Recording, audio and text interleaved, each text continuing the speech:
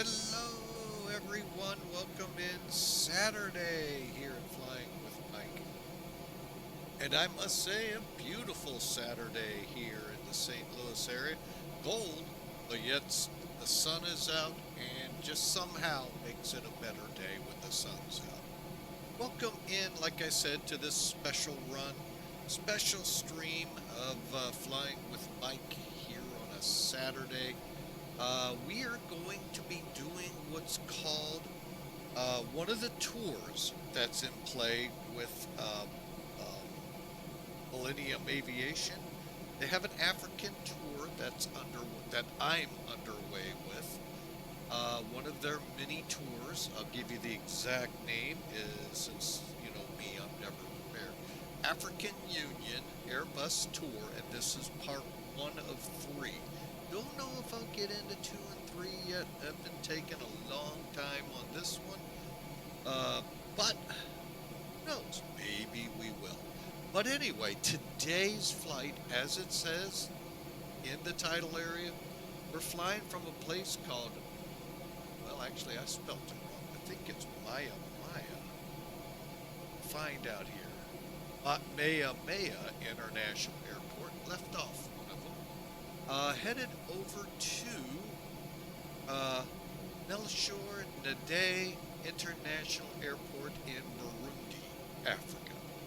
About an 800-ish mile trip, and hope to, we're right on the heels of an African VATSIM event that just happened. Most of that traffic now is well north. Not planned, by the way, by me. Just by the way, how setting up a stream can take. It just took that long to get it ready to go. I was actually hoping to be on air about an hour ago, but things kept changing and all, so it is how it is. But anyway, we're sitting down here in the Congo, getting ready to track over to Burundi. If you look in the map, kind of look right in the center. Maya is in the town of Kinshasa, if memory serves, was the name of it. Well, it's actually Brazzaville, but we actually were here a few months ago, folks, across the river. And if you remember, I made mention of that. We'll be back. Well, we're back. And now we're heading almost to where we went from that one, just a little south, the top of another lake. So, it's an interesting tour. And then we start punching south towards the eventual end in Johannesburg. So, again, a lot of stuff there I know at you, but hey, I just thought I'd let you know where and how this tour is evolving. All right, so, and here's something evolving. How many of you all saw a Pan Am A320? Yeah, I didn't either. But I did like it when I saw it going through liveries, trying to find something cool to do this under, and I went Pan Am. I don't think they ever had an A320, but you know what? I like this one. The billboard style of Pan Am on it, Clipper, Aurora, why not? That's why it's here, so... I still love it.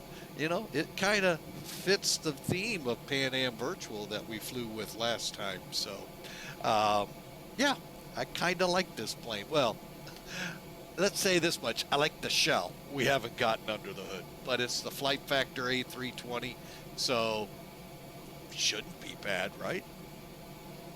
He says cautiously. All right, folks, so... I see we're still running ads, so I'm going to kind of stall a little bit, but we're going to work our way over to the pre-brief. And with that, we will be using Sim Toolkit.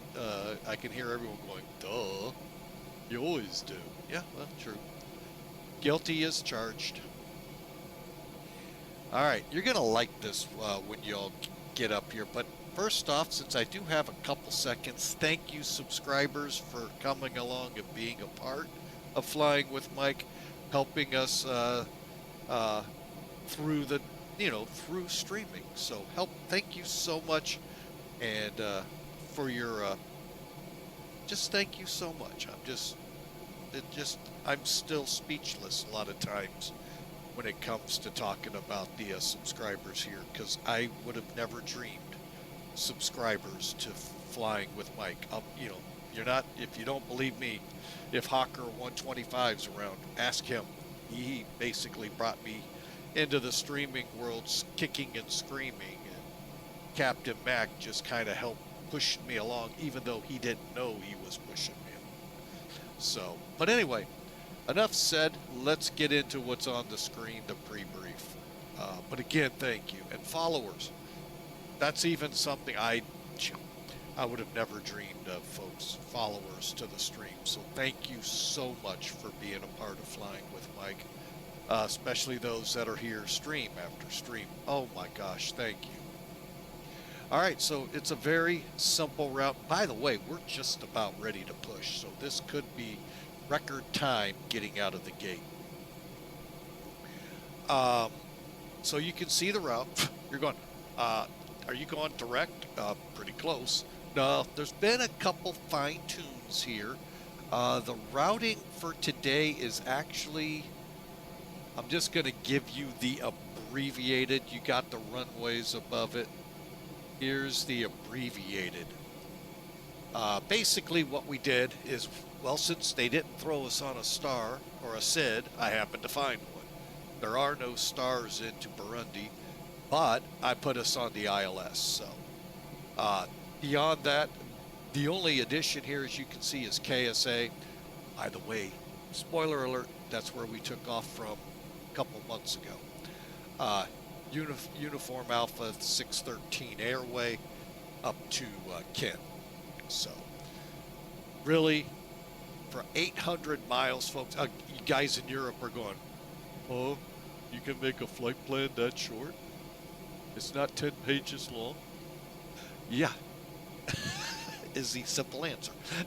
So, yeah, you crossed 800 miles of Africa in 2 fixes. It's a shame that can't happen in Europe. Oh, thank God for those nice little tools Tolus and Flight Factor and Zebo have given us. Oh my gosh, no more 2 armfuls worth of fixes being typed into the FMC.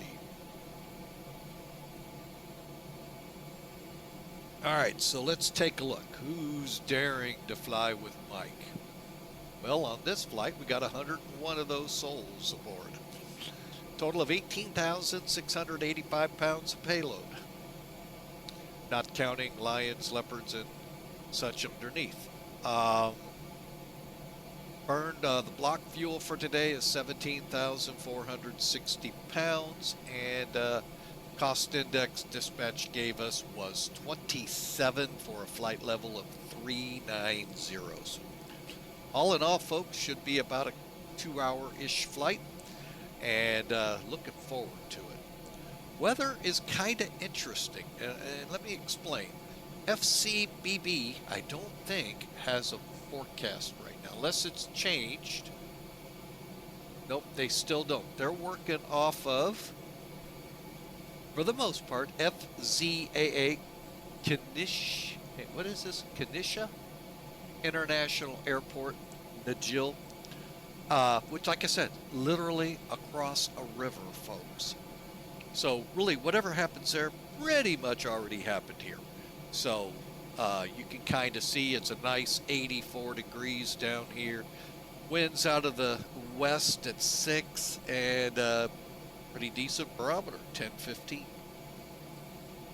Now, for those of you in the States, that equates to 2997.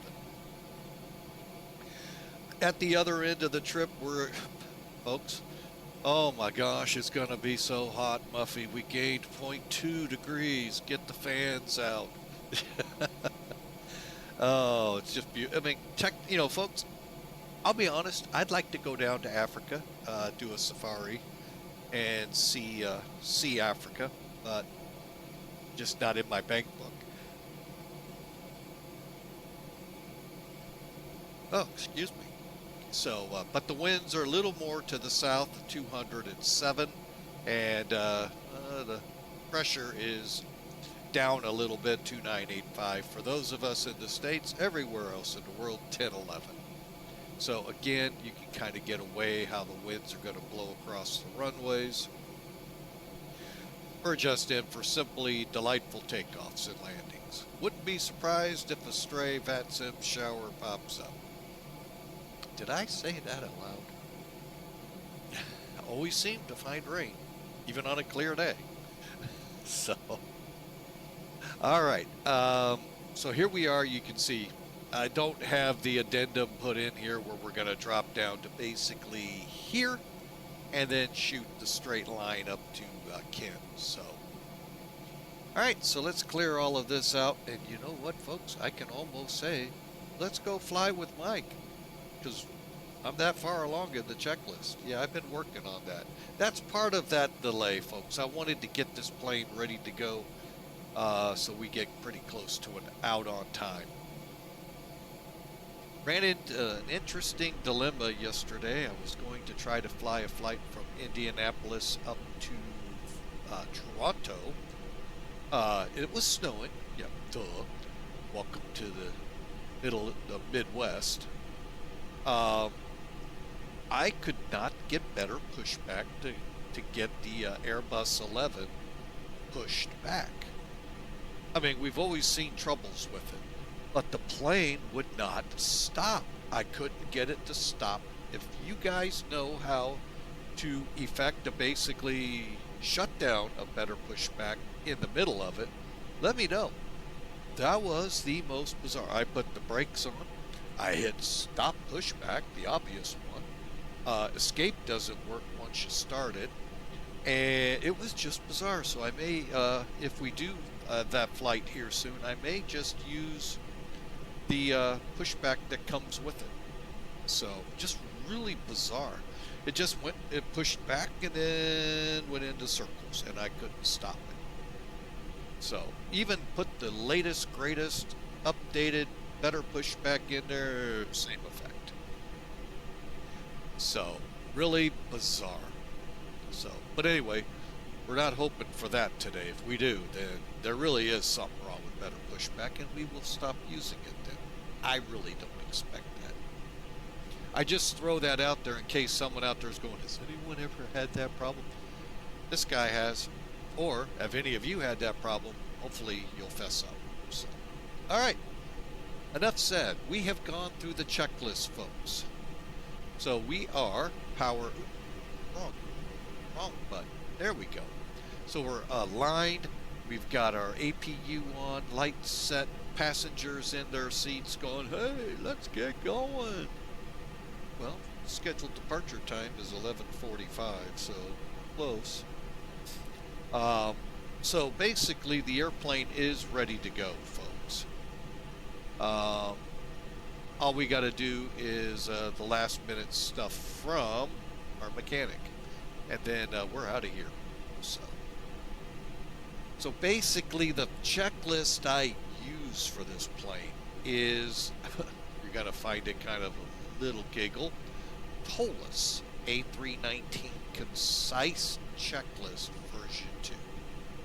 It's an Airbus, folks. Same panel, same pretty much everything, other than it's slightly bigger in many dimensions. So from fuel to, just, so I just use that because it's a very simple way to go through concisely and quickly to get the aircraft up and going. We're also flying for Mac Air.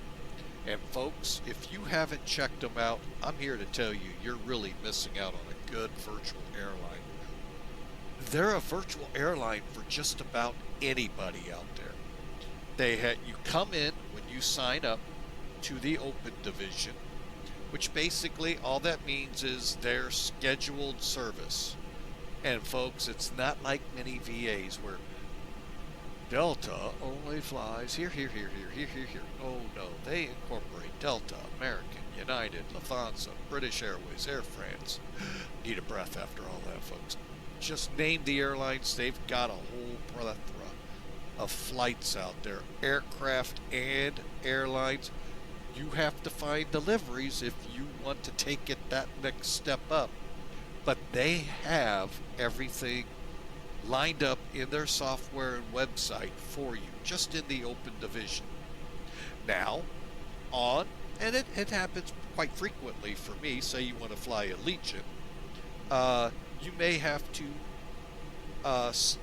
make your own flight. Yeah, I said that. There's something you don't hear in many VAs. Make your own flight. They have a charter division just for that. Now, they do have some flights in there already done by other members. Check it. If it's not there, make it. Make it happen. If it, and then if you like cargo, they have cargo. If you like historical, they have historical. Like if you, I'm not sure the airplane's out there, but a Clipper 314. It's a water plane. I don't know if it's available out there, but should it be out there? You could fly it there. If it doesn't have a schedule and it's in their aircraft list, you could go to charter, make a flight. So you see how that works? Check them out, folks. Great bunch of people. Those of you, like I told you in the beginning, a guy by the name of Captain Mac inadvertently, not knowingly, helped push me along into the streaming. Great job, by the way, he does. He formed this airline, and what an airline. It is, I love it. The destinations of the month, we flew one last weekend. So, folks, check them out. They're really, really good bunch, good software. We're using, I can never get this one right. Give me a chance.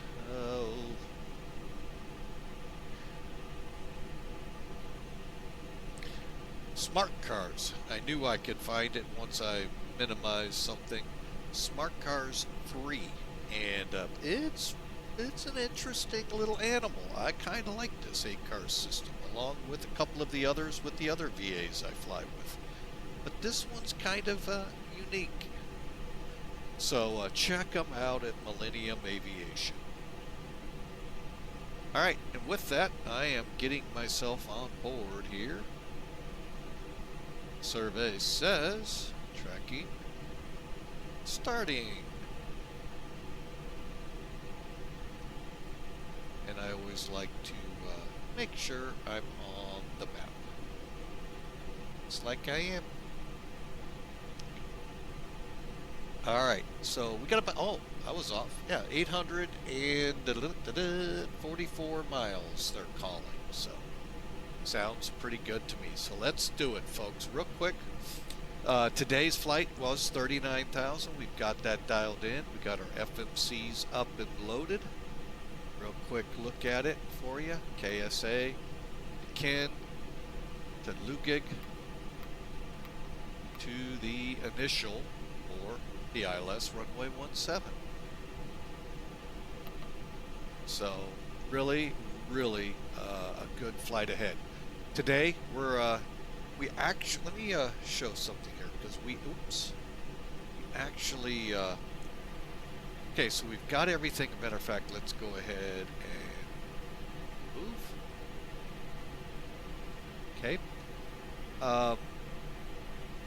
Perf data. Here's what we're looking at. There's our 90,000 pound empty. There's our passengers. There's our cargo. I see where some of my problem was already. And earlier, part of the reason for the lengthy startup.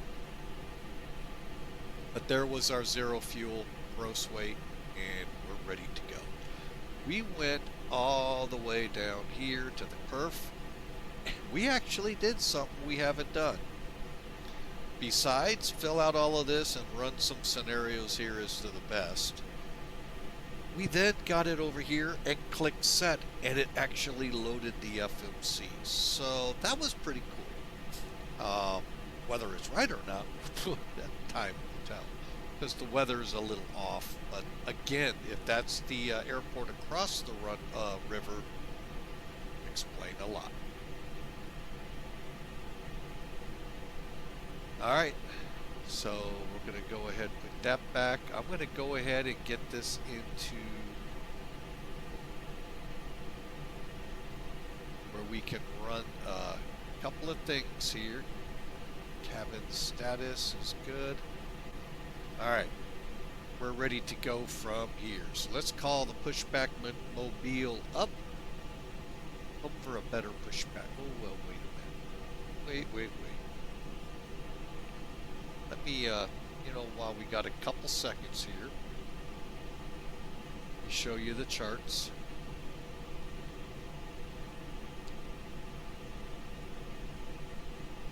All right, so here's our airport. Did we disappear again? I think we did. Oh, no, we didn't. There we are. Okay, it just doesn't show up on the map. Okay, well, we're right here. We've got to take off on runway 23 so you can see what's involved. We're going to face north-ish, taxi down Juliet 1 to Delta, out, turn around, take off. Simple, right? Sounds good. Just looking for takeoff minimums. All right, daytime, we have to have an RV, a visual of 400 meters. So looks like we're in good shape there. And our departure looks like this. So we'll come off 233 out to EW2, which is a distance of 11.4 off of the Brazzaville VOR. Now, we'll make that turn to 122. Here's the airport we took off a few months ago, and there's the VOR. We're going to come off here and then go direct as quickly as possible to get on route. Okay? No altitude restrictions other than at or below 3,200 feet by 11 miles from the airport. That'll be interesting. But we'll see how things work out.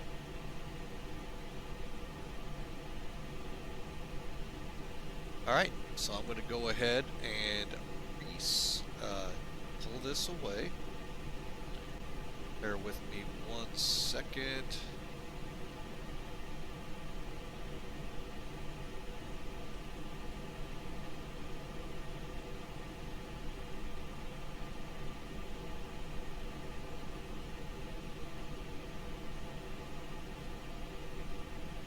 And let me get some toolkits overlay in place, and we're ready to go. Better pushback. Hope you do a better job today, especially since I updated you. Run to cockpit. Please show me where you want to go. I want to go home.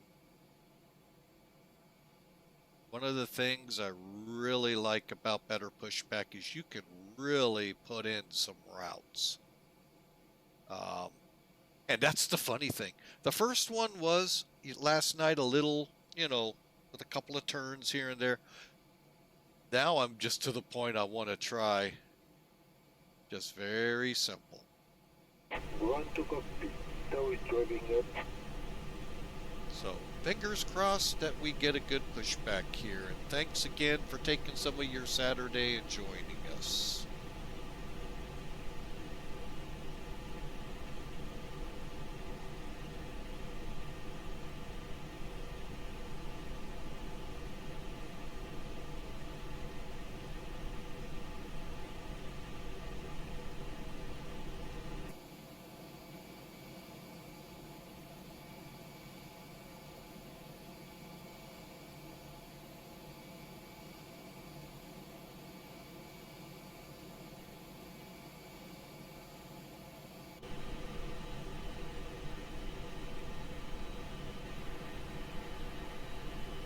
Okay, all doors and hatches are closed. Ready to connect.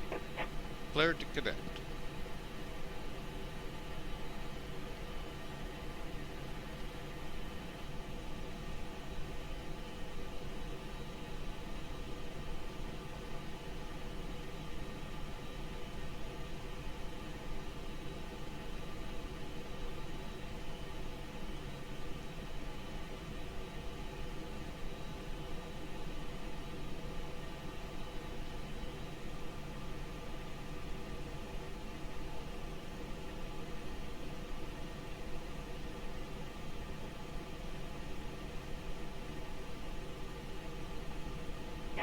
disconnected and might have been infected. Release parking brake.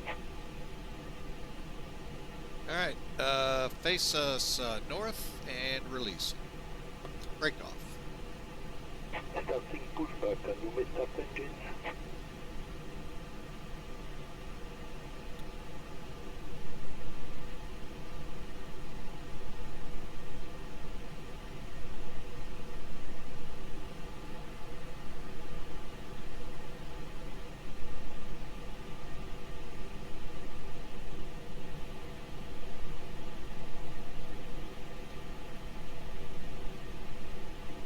Oh, excuse me, folks.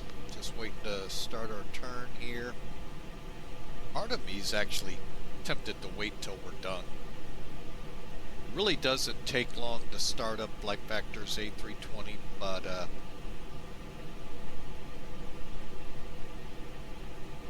don't know about you, but it sure seems hazy out my windshield, and I have tried everything. It's not ice, folks. We had that with a different plane a few days ago too. Completely off stream and everything, and I went, oh wow, it iced up, hit the switches, boom. About 5 minutes later, clear as could be out the windshield.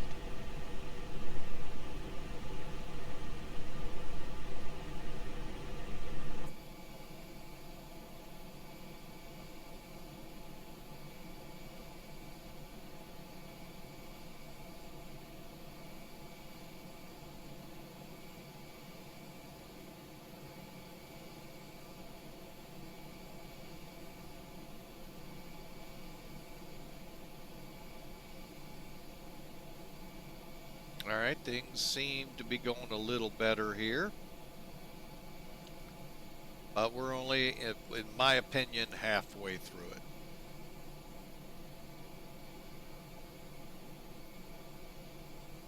it. I truly think it might have had something to do with ice on the ramp. That is something the new sims have been promising. And we know we've run into an icy ramp or two before, so...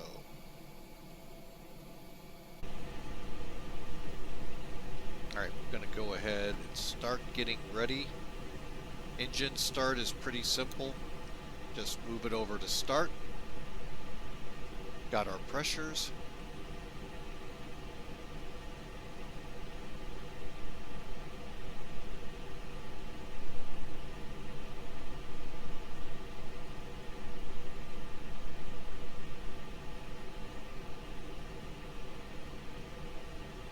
Yep, went fine. Operation complete. Set parking brake. Brake set. Starting 2. Disconnecting tow. Standby.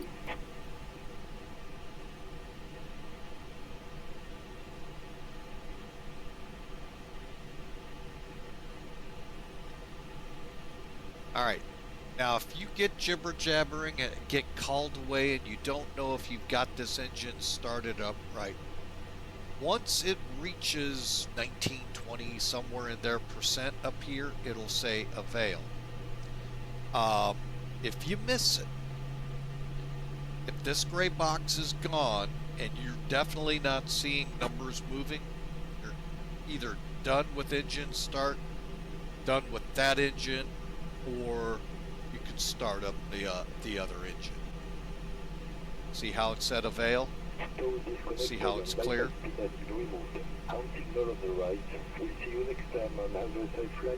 Yeah, thanks for flying with Mike Better Pushback. Look forward to seeing you again.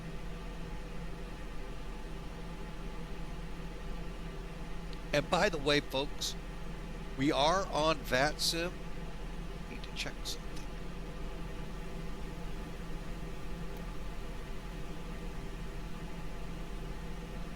Alright, there's our pins. We're good to go, folks.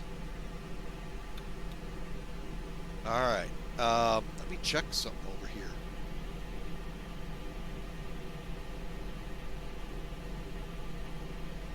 Huh, I wonder why it wasn't synchronized.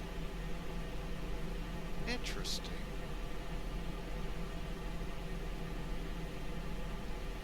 Alright, let's get number 1 cranking.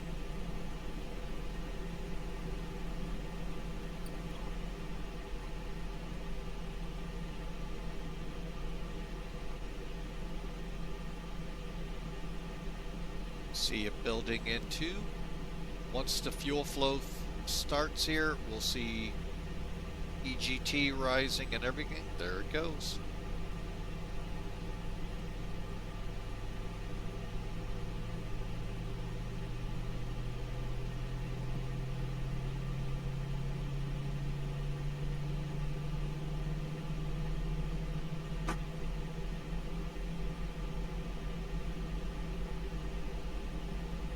Just about to see the word avail. Now I like to start my 3-minute warm-up countdown. Yeah, I know you're going, it's already warm in Africa. Still like to give it a 3-minute warm-up. Alright, so what we'll do, move this back to normal and begin our after start checks. So that includes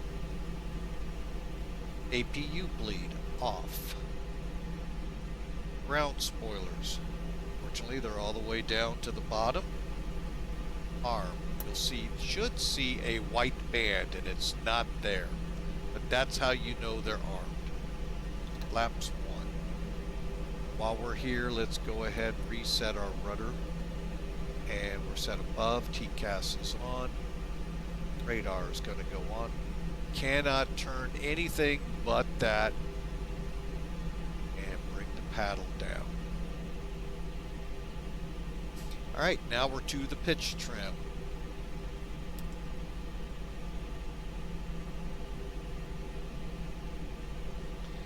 Alright, this plane is a little easier than TOLUS in the fact that the windows size up better. So what we're looking at here, folks, again, from the perf page, you could go back to the EFB, look it up on the perf data tab. We'll just get it like they would, right off here. Flaps 1, which we're showing up above here. See it right here, 1 plus F, down 0.02 or 0.2. So I'm going to move it until it says DN 0.2, like it is now. Now, I go a step out of the checklist because I'm already on this page and I can just skip over it when I get there. And that's the flight control check.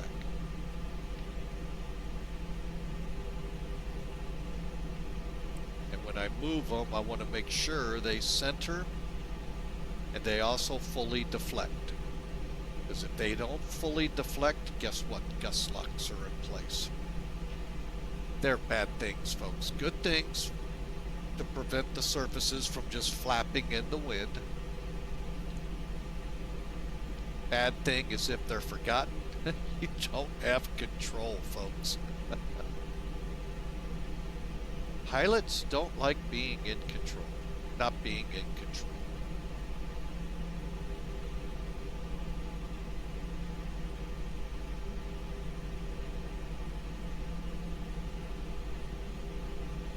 Alright, and then I just do a run across all of them real quick.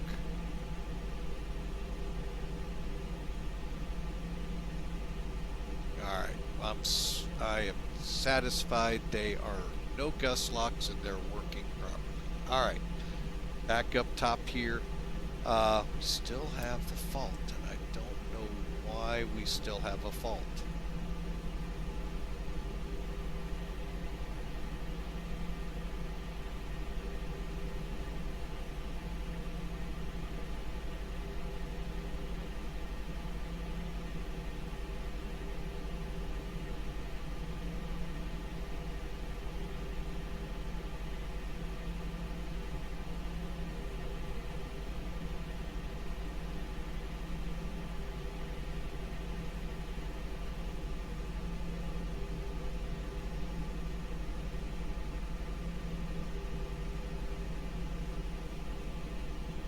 Alright, well, we're gonna go. Alright, so APU can come off.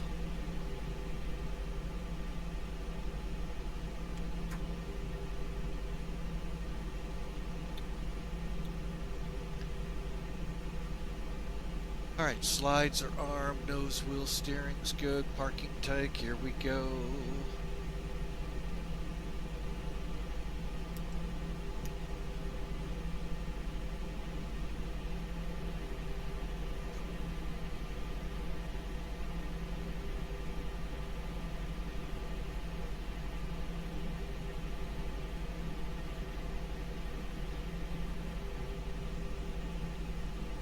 our takeoff config.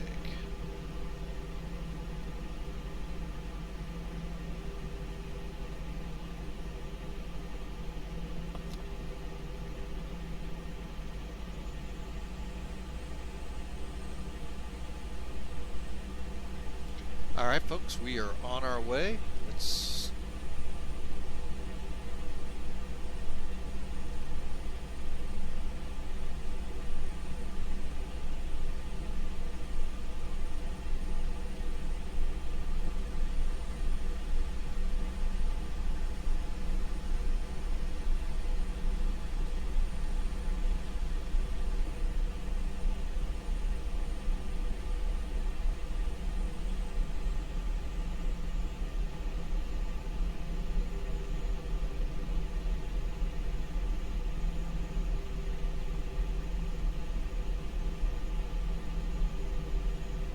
Okay, just getting some screens lined out here.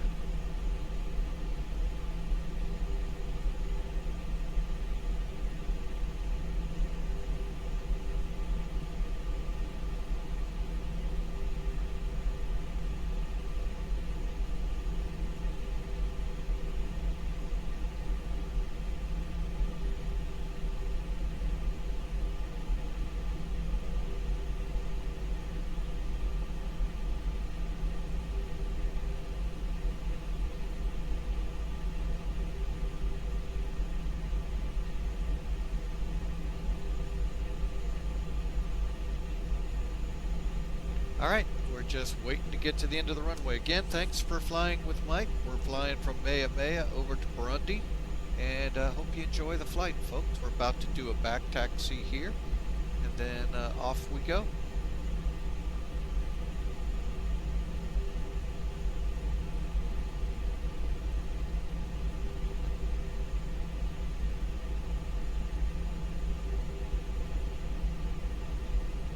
Maya traffic, Clipper 572, back taxi, runway 23 for departure.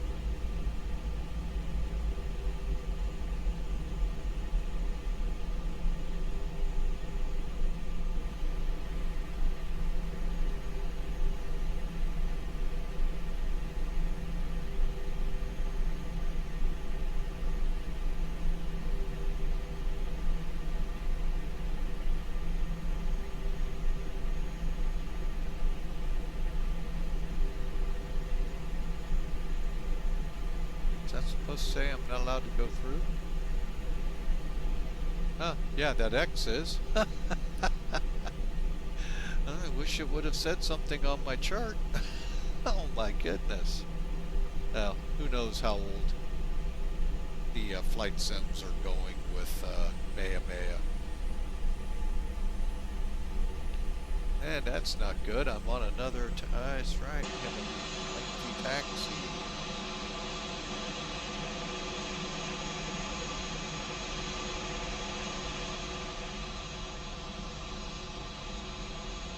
Oh, this was an old runway.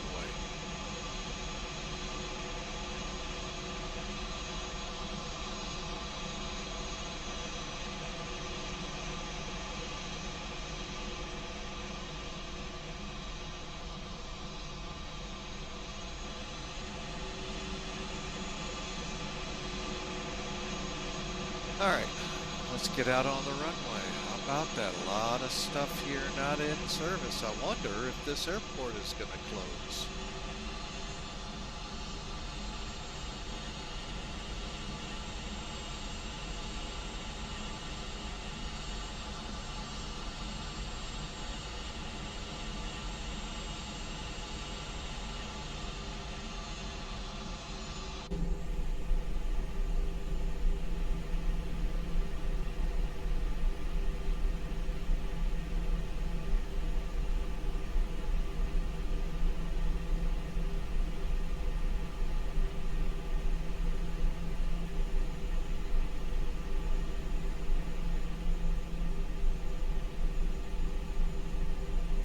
Spoilers are on, brake set, we're ready.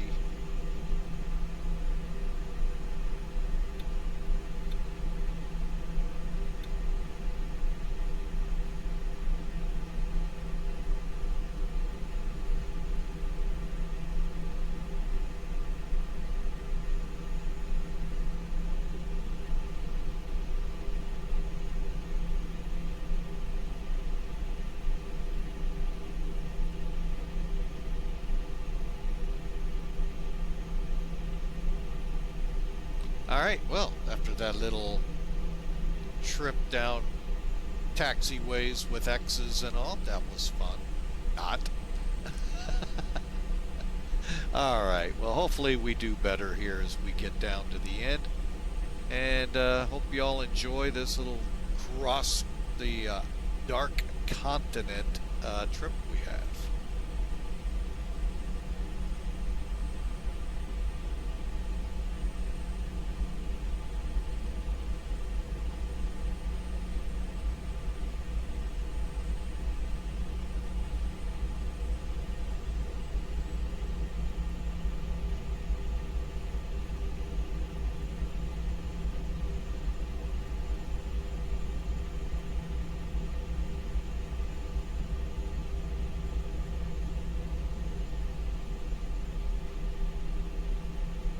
Alright, we're going to go ahead and get over here in case someone's trying to come in.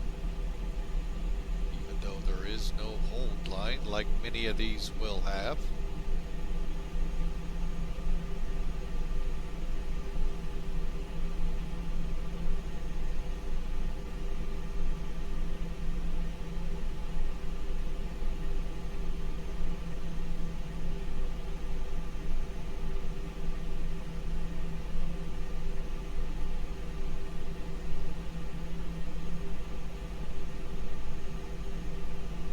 Alright, here we go, folks.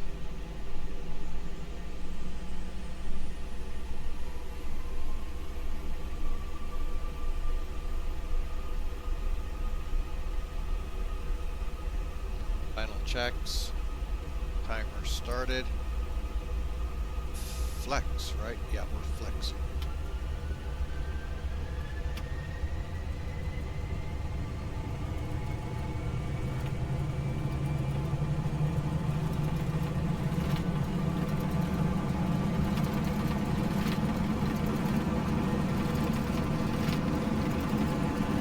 Airspeed's alive.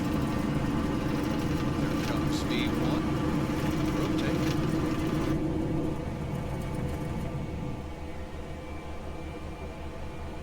Positive rate gears coming up.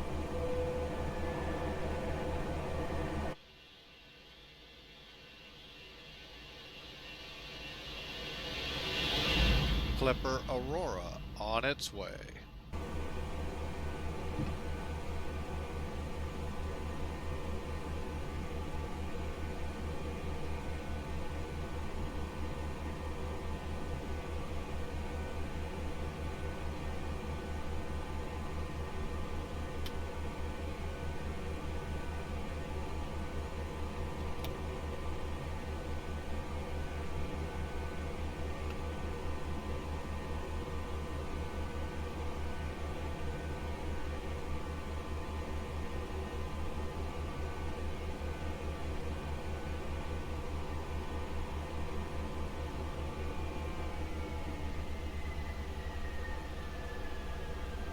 There's that altitude restraint. 2,500.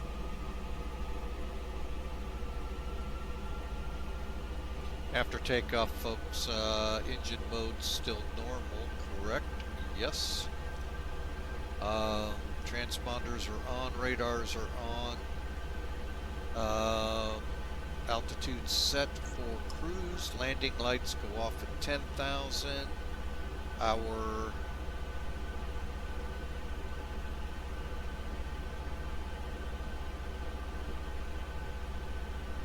transition level is 4,500 feet, which we are 1,000 feet from.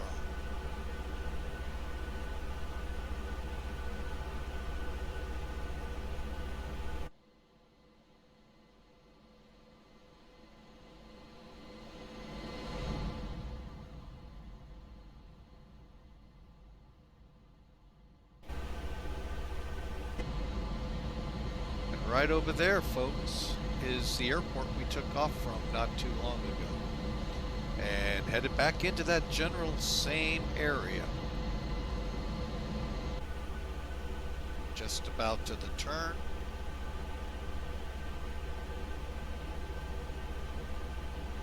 Then we'll we'll start climbing. So again, thanks for flying with Mike. Let's get those ground spoilers unarmed.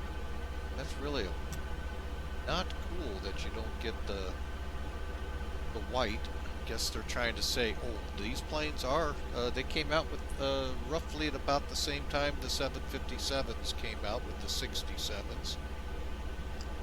So they've been around a while. I didn't realize that. I thought they were more of a newer entity than they were. Look at that, it's put us in descent already.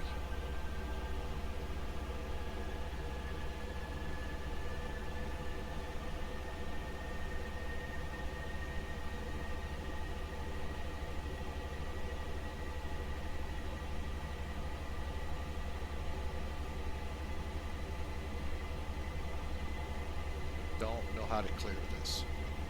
Oh, there, it did it on its own. Cool.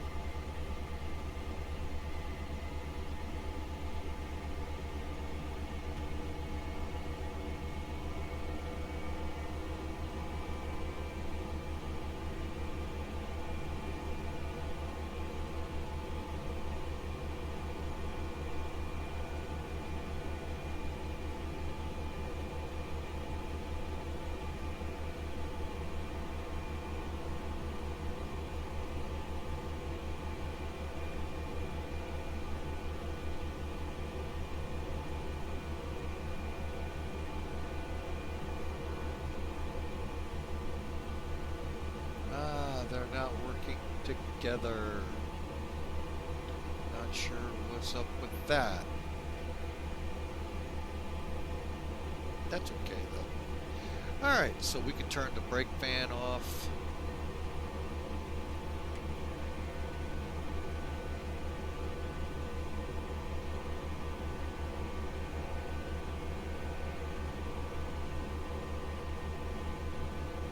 We are now headed for Keisha.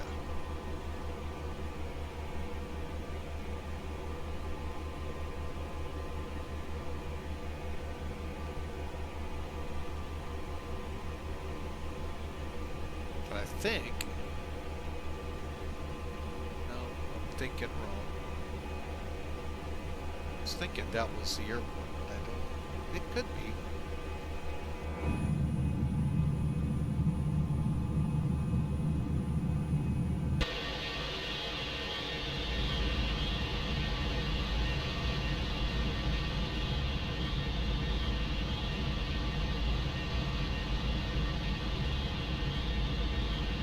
Nope, I don't think it's the airport. But anyway, we're flying again.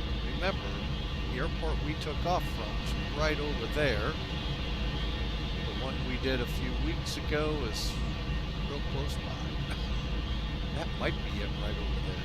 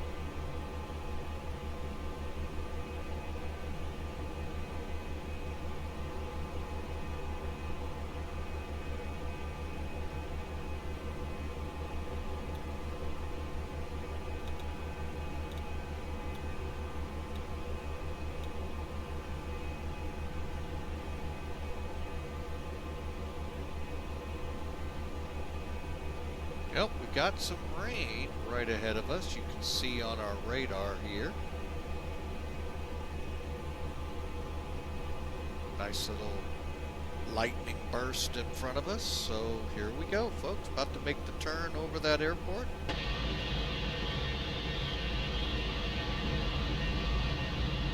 Yep, there's the airport we were at a few weeks ago. Like I said, amazing airport. It's, you know, no different than Midway in Chicago, you know, literally across the Chicago River.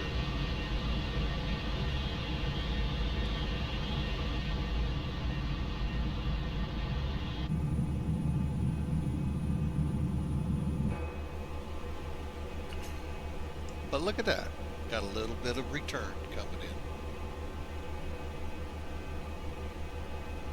All right, we're through 18,000.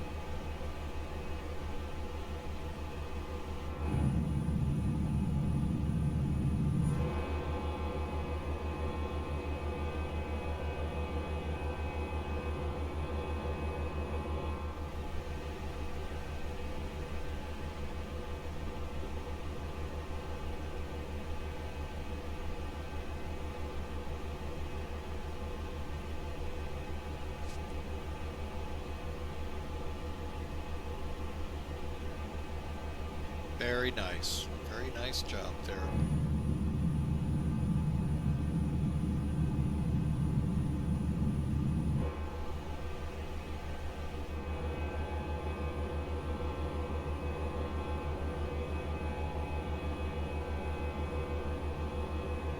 As always, the clouds look amazing in XP12. Just a great job there. Got a little more tweaking they needed. I don't know how you would. I don't know the science behind it all. But little tweaking, and they'll have a really good weather program for a default aircraft.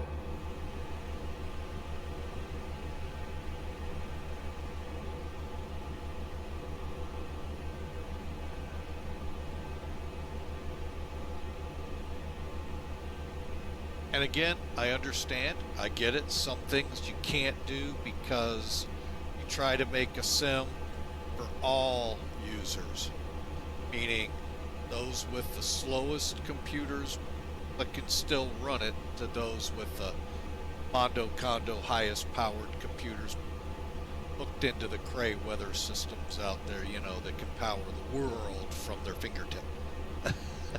So I get it, and that's a hard trade-off. I get it. But I will say they have done a remarkable job.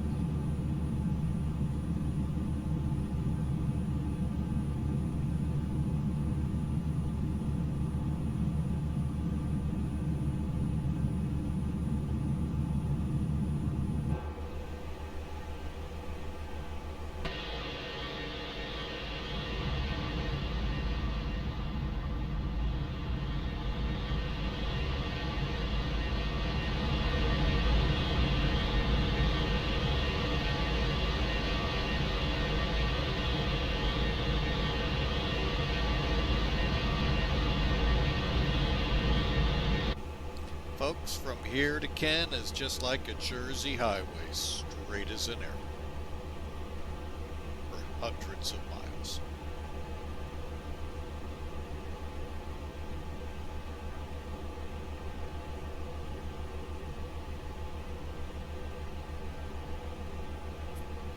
But again, I'd like to thank each and every one of you for taking a little time out of your weekend to stop by and be a part of Flying with Mike. Give us a check and all. Thank you so much. Smash that follow button if you're liking what you're seeing and hearing. Always love to have you aboard.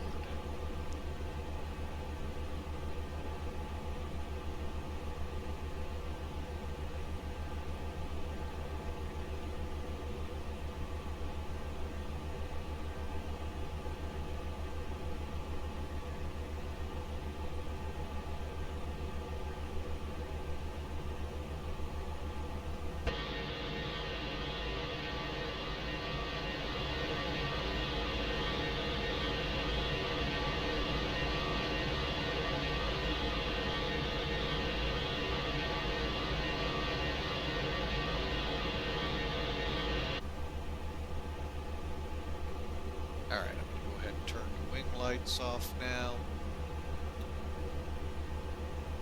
Still would like to know what's causing that fault.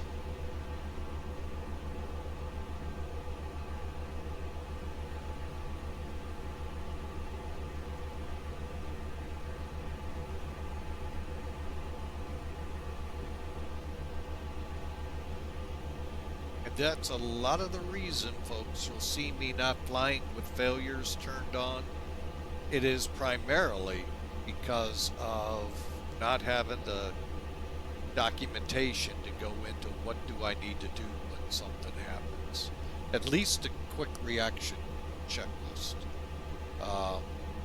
Other than internally make sure the engines are running, we're on course, and then assess what's the issue.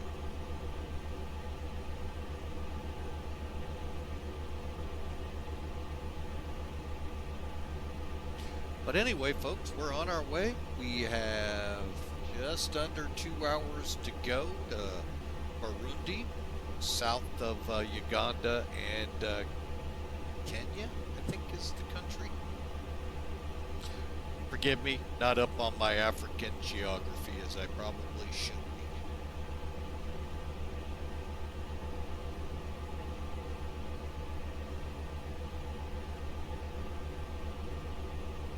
So, out of there, turn these off.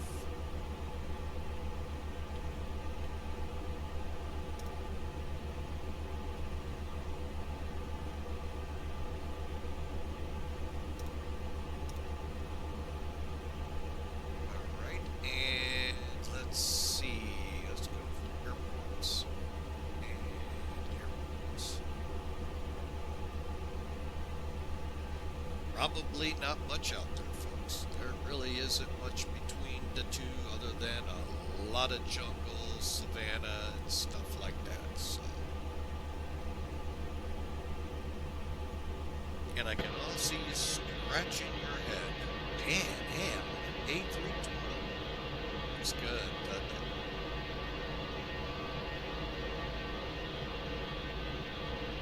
And no, we're not flying for Pan Am today. We're actually flying for Millennium Aviation. I just came across this in my pre-brief. It's in cool. And I do like the billboard than the standard little letter across the window, top of the windows.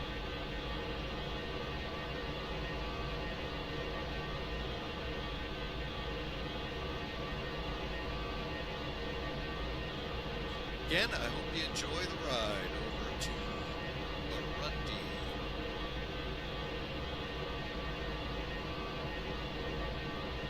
As flying with Mike continues to climb to group. Yeah, that's a nice little. See, folks, why you should keep that seatbelt on. They hit those pockets every now and then.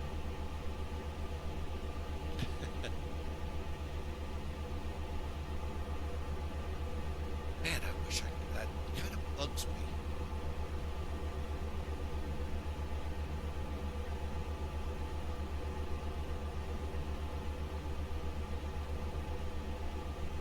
Try something. Let's see if our status bar. Nothing's showing there.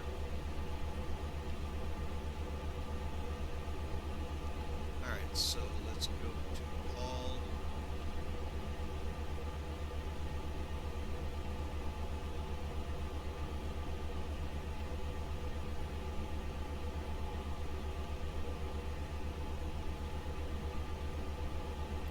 Alright, let's get our fuel into balance.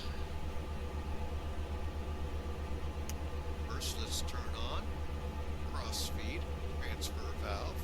Folks, it's not taking fuel from one side, putting it in the other. What it's actually doing is drawing now from both sets of tanks. So the right wing, which normally is set to fill or fuel the right engine, left, same thing. Now together they're fueling them all. Normal position is off unless you're, I think, center tanks are on. Again, not 100% sure on this. Okay, so we're high on the right side, so we'll turn off the left side. Wow. Okay, Okay, and now what's happening is the left side is shut off from engine 1. So engine 2, if you follow the piping, is now doing, the right side is doing engine 2 through the transfer valve also into engine 1. Hence, going to start lowering our values. Now in Int'l, some of that fuel going over to engine 1 spills into the tanks, but it's not a valve open to put it in there. It's just kind of, I'll call it backwash, but I know that's not the correct term. I'm pretty sure. You A and P mechs out there, feel free if you want to put it in.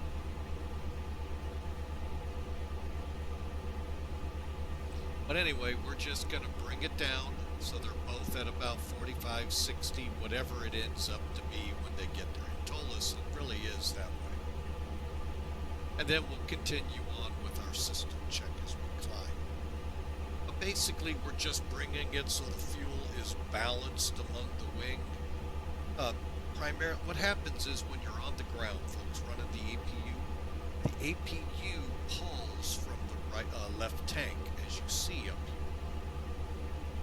So that is why you always have an imbalance. Boeing, you're not exempt. It happens on you too. That's why Boeing 737 heads out there turn that left fuel pump here, I think it is, on. So that way the fuel gets to it. Now, granted, the sim's gracious to us and doesn't care that it's not getting fuel if you left it off, but it's still taking it.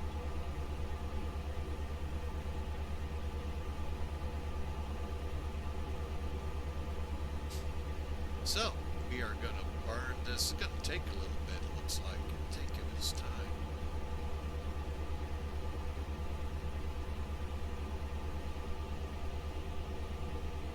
Top of descent is coming. It's going to go ahead and, since it's going to take a little bit, let us be able to see out here a little.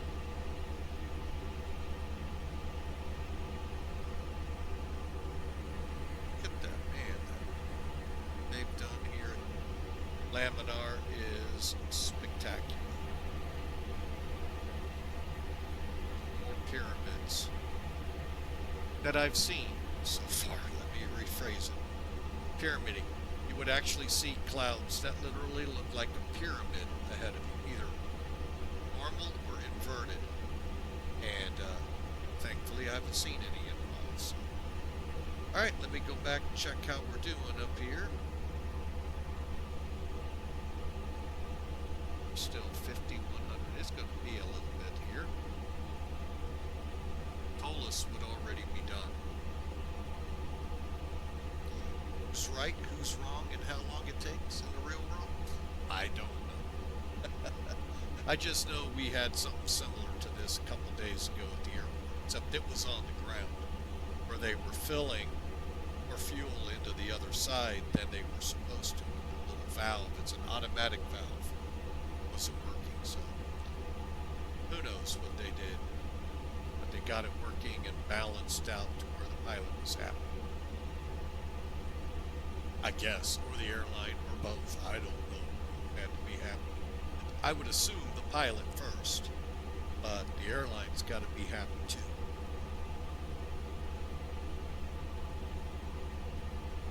Things that, machines can do, folks. They can bring.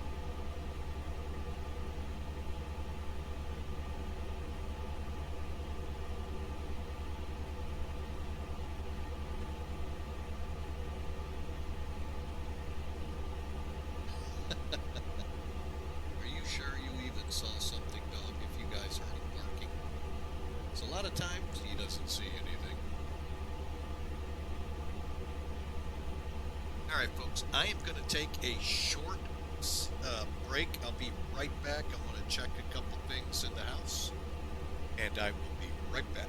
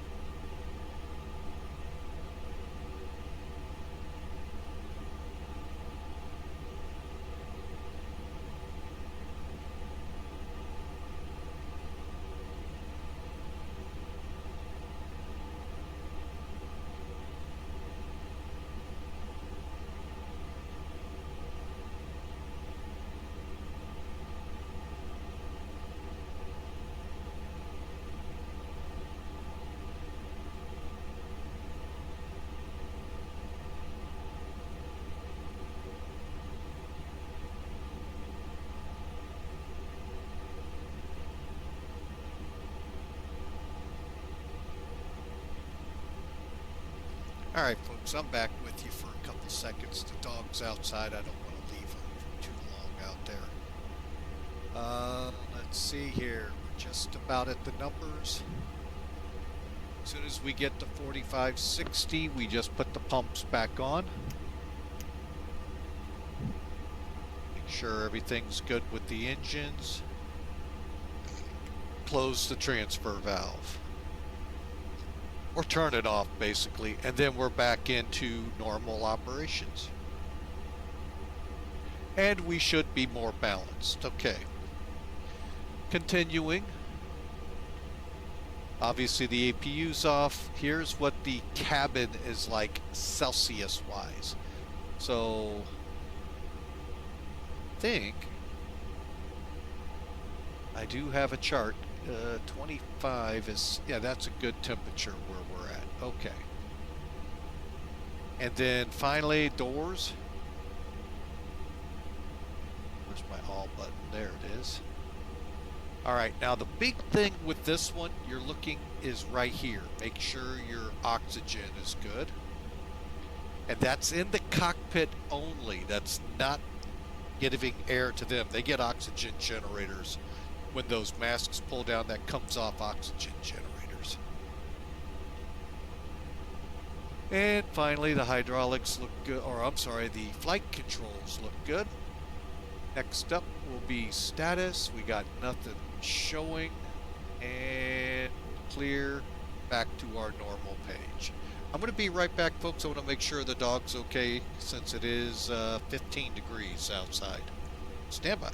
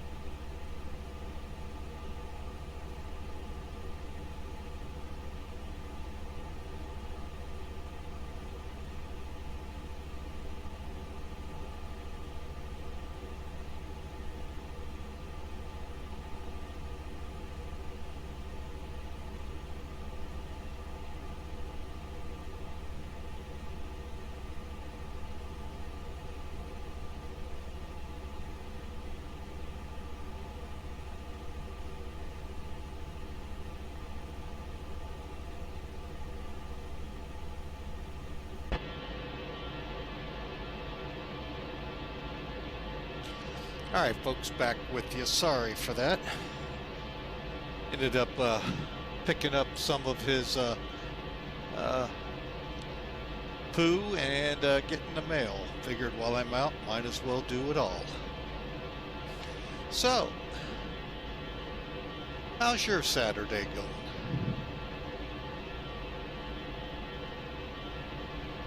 All I know is I'm glad you all are with us here at Flying with Mike. And hopefully we'll have a great run here for you.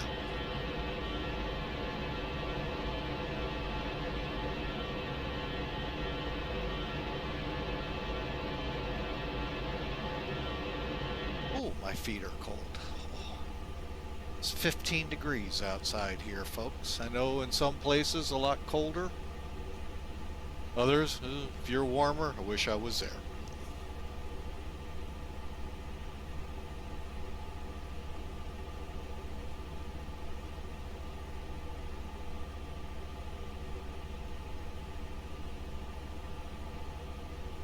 And just to let you know, as you see up there, we got about an hour, 20 minutes to go or so.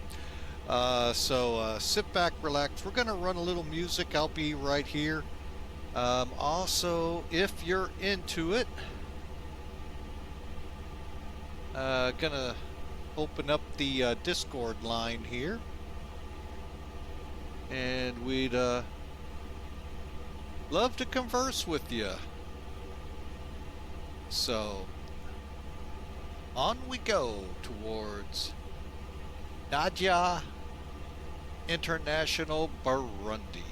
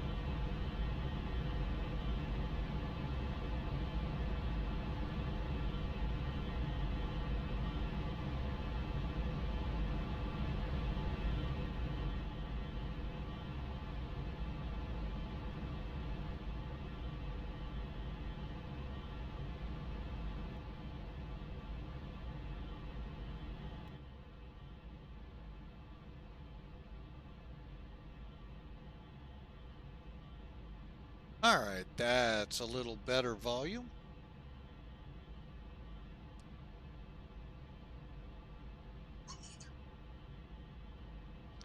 Didn't realize that was down that low. Well, let me double check here to make sure it sounds good. And we're going to get a little music rolling here for the next few minutes before we get into this arrival brief. So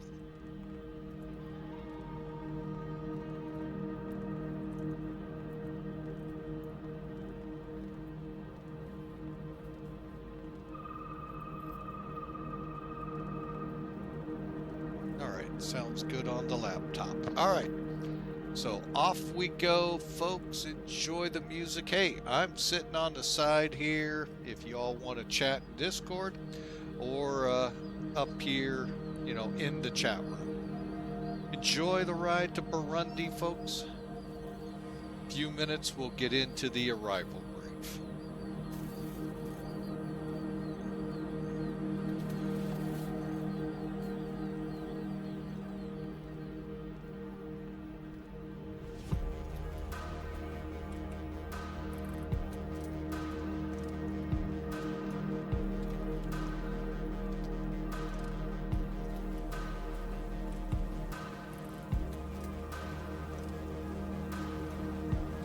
And if you come into the Discord channel, you see me muted, that's only so we try to ease the echo that could occur.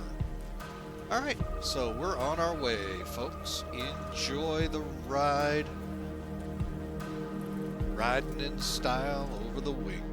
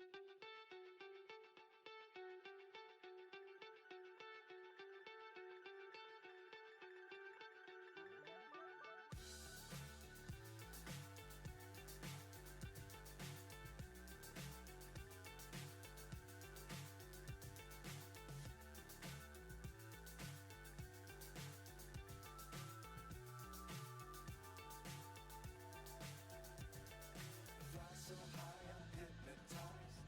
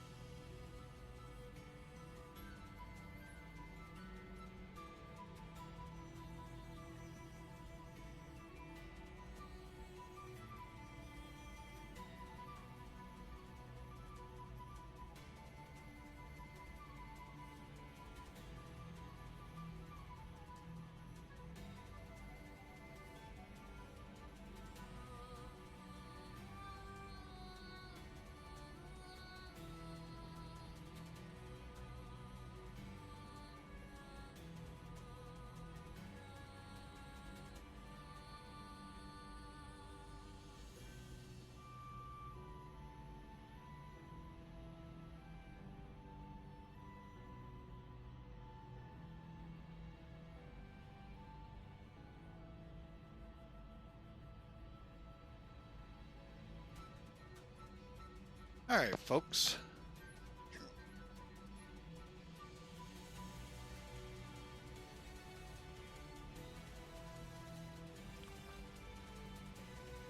All right, let me see here. We're 449 miles away from our destination.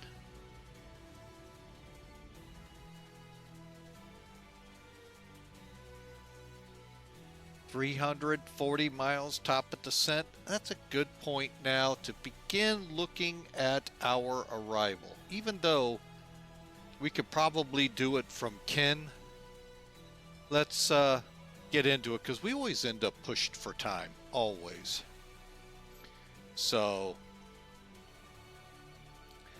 now I haven't set our lights. There we go. All right, and you can see this is basically FAP flight attendants panel. If you've ever sat in an Airbus, if you're able to, you may have bulkheads in the way, but in a full open coach, where it's just same front to back, look up front to where the front flight attendant is by the door you walked in. There's a panel on the wall, or at least on Allegiant flights at least.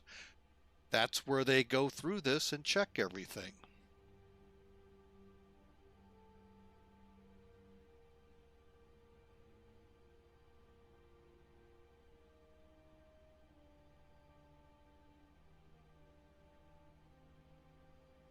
So anyway, okay.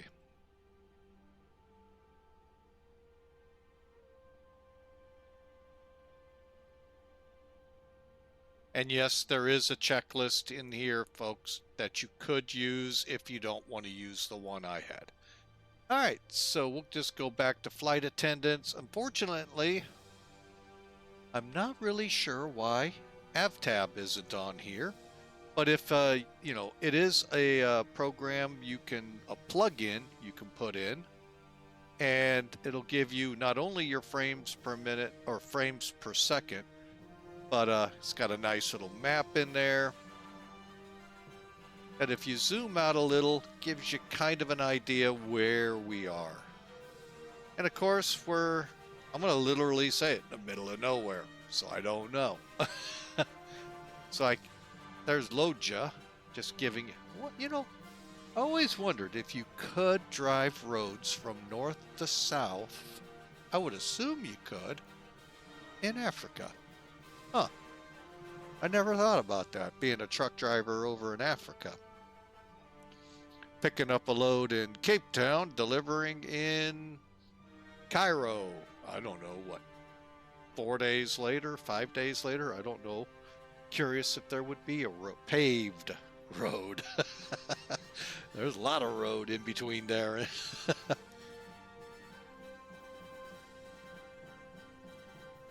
All right, so anyway, Kindu is where KIN is. All right, so we're going to get into it here, folks. Let me just check something. I don't think I have this one in here. Well, here's the flight factor checklist, folks, if you're interested. I mean, it's a good checklist. It's just like all flight factors. You'll get to a point where it's in the beginning. You load everything. So you put the ground power on, make sure your thrust levers. Actually, no. This is not like the 7.6. Huh. You have to go back to this.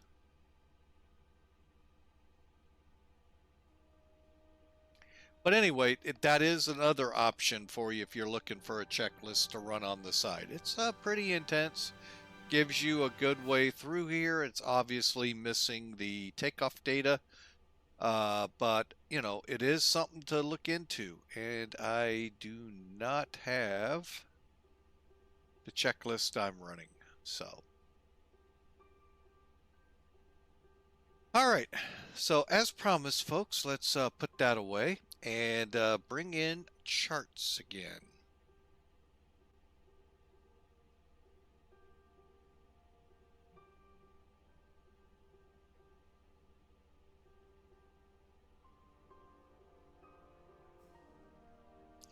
All right, there it is, folks. Charts is up.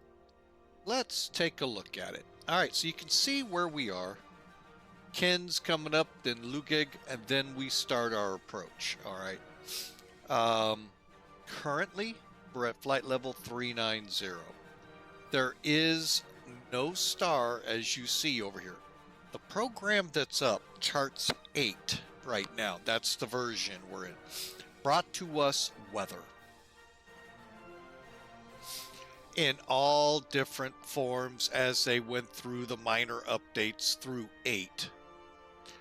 First off, we got this great tool right here. Gives us not only the METAR, for those of us METAR savvy that know how to read them, but for those who aren't as familiar with them and curious, look down here. It breaks it down into English, into a good, can't think of the word I want, but it basically defines each field.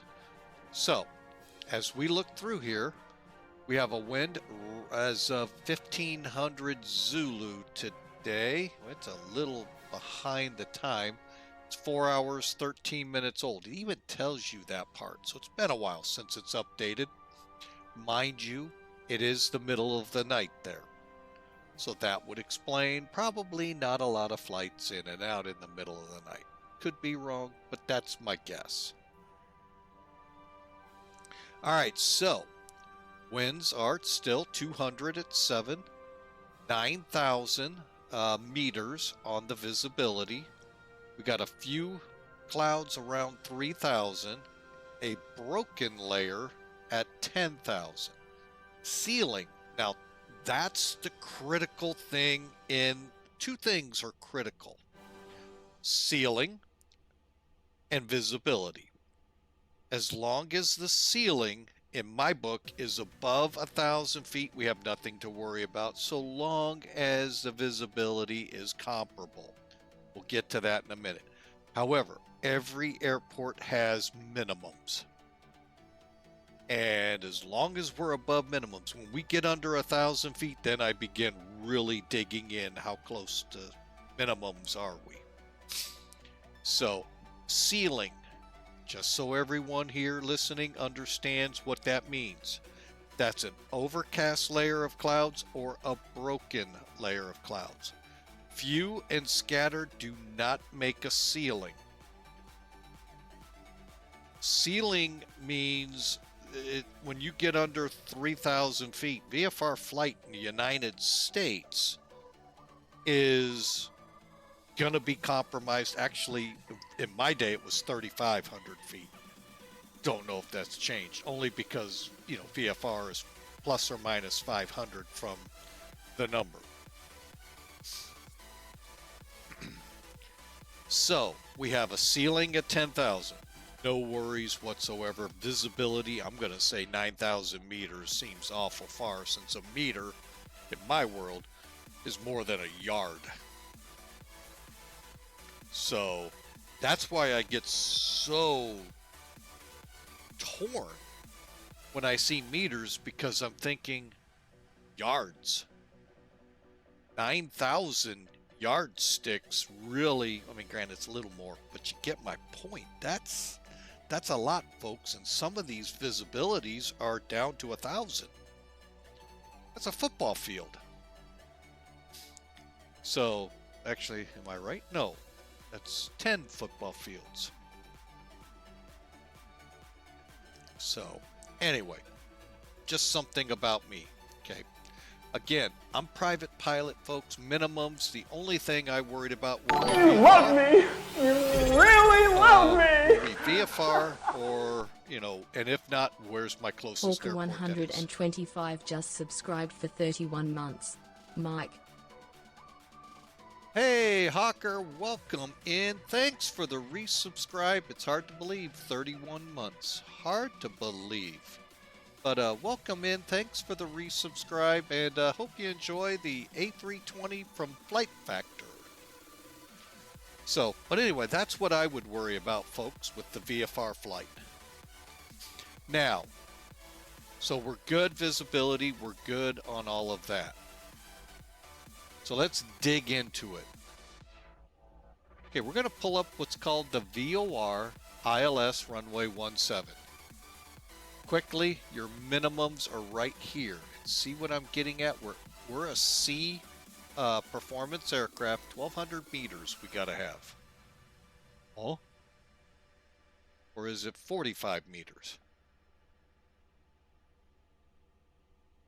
So I really, in meters, have a hard time. And again, that's just because we in the U.S.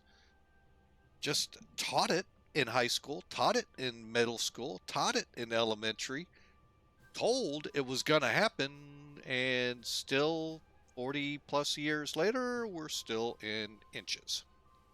So, I don't know. All right, but anyway, our minimums here is 200. How do they come up with these numbers in other countries? Well, actually, I've seen them here, so I shouldn't, negate that to other countries. 213 feet is your minimum here. Huh? How did they come up with that? Granted, today's plane, that's pretty easy to set. But in past planes, that's you're moving a dial. I mean, holy mackerel. So, yeah, and I get it. A dispatcher, bad attitude, told me they'll go up, which makes sense. But it's just, why would you set that? Other than to say, well, that's what 2795 is above the ground. Adjust. Anyway.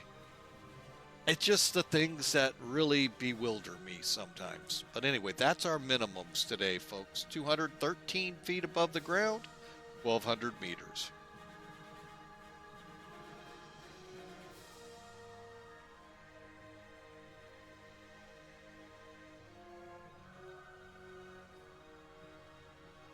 And if you're with your speed, your stall speed, get which one SO is, 1.3 above 135, you can go to D minimums. Okay. It's just very confusing. VLOC, welcome aboard. How are you? Is that even a good? Yeah, actually, it's a good airplane. It has quirks, folks, like all. I mean, I don't know of any flight sim aircraft without its own little quirks. But it's not a bad deal. I enjoy flying it. Tolus, yes, is the creme de la creme, but Flight Factor's A320, if they weren't so focused on trying to get that 777 out, I think this would be comparable to it in a heartbeat. But hey, it's a company, the company wants to do what the company does. They're trying to get what the public wants out there. So, fair enough to me. All right. Well, that ain't getting us through this approach brief. So let's get up here to the top and get through it. We're going to hide that. There you go. You get the full run of it. 28 degrees Celsius, which is a balmy 82 right now to all of us here in the Midwest. And barometer is 29.85 inches, which is 10.11 to everyone else in the world. All right.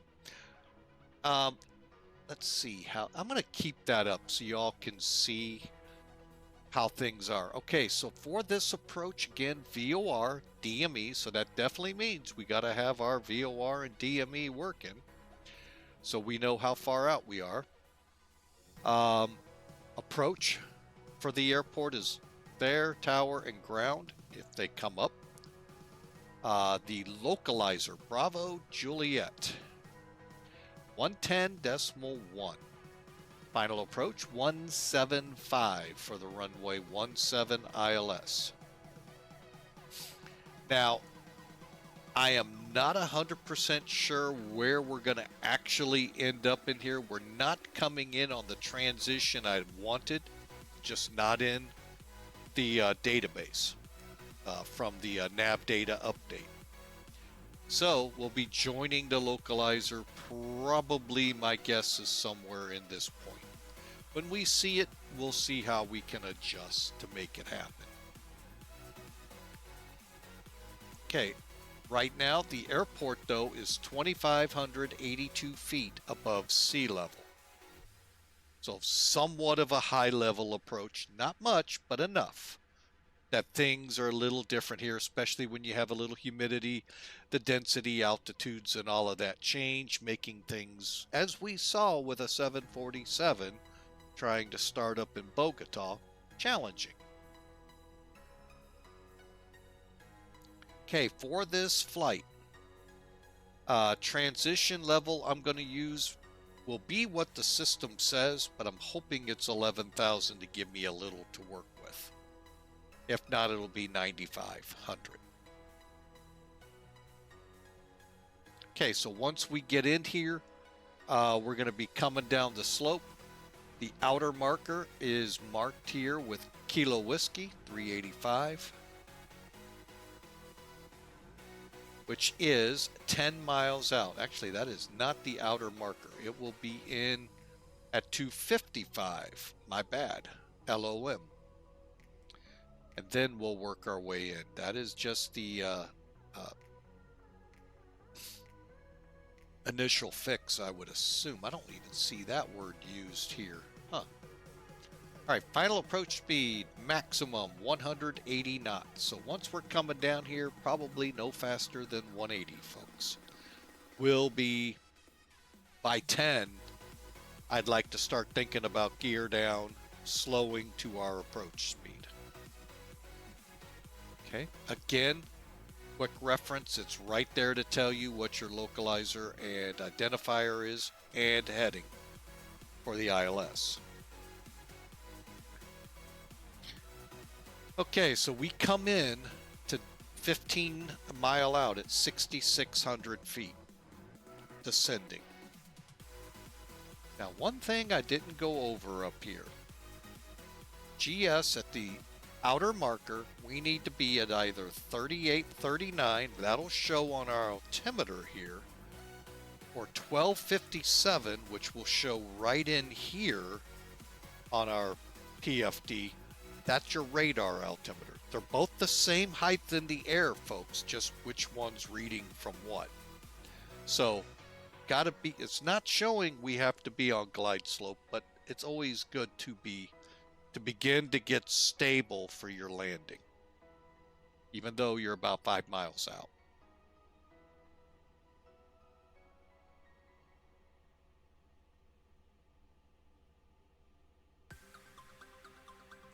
All right, so, and then we continue on in. So our altitudes again are 6,600.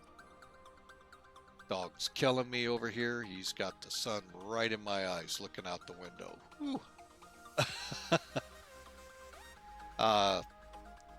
5906 and 3840 by the LOM.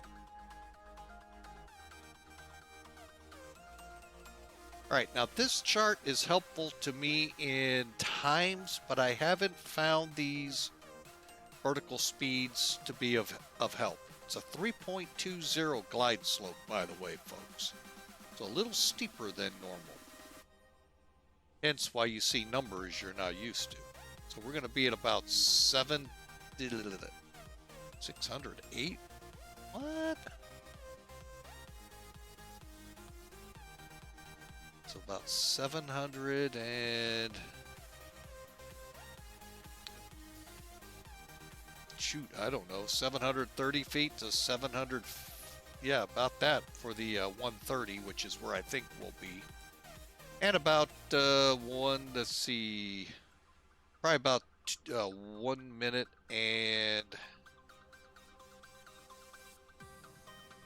we'll call it 35, 36. So we'll call it about 140-ish. So, again, not a great chart. Great to help you in getting your times if you're doing 140, if you're doing 120, but interpolating, as you can see, gets kind of tough. Okay, next up here is what you can expect for approach lights. High ALS and a VATSIM. Something we're not used to seeing, folks, a VATSIM. And then our missed approach is 191 until ATC tells us turn around, try it again. There you go, folks. There's the chart. We've already talked about the bottom. We don't plan a circle to land. Not authorized to go east. Kind of is understood. So we go west. Go west, young man. All right, top of descent. Let's see how far out we stand. Hawker wants the 787. You know, I'll just fly what I have for now. 186 miles out. So, give me a second here. I'm going to rearrange the curtains that he messed up and try and get this sun from blasting my eyes. Stand by.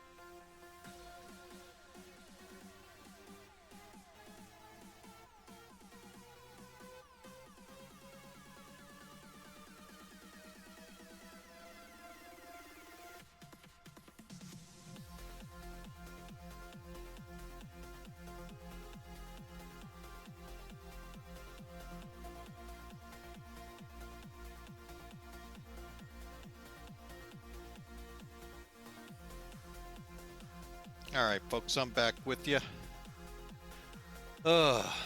He is getting ready to stick his head out again. Oh, I tell you, wish there was a way to just sew it shut and he can't do it. Then he'd really be stressed, my dog.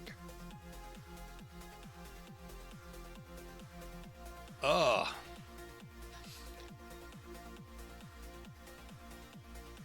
All right, so we got about 150 miles to go here, folks, to our projected top of descent.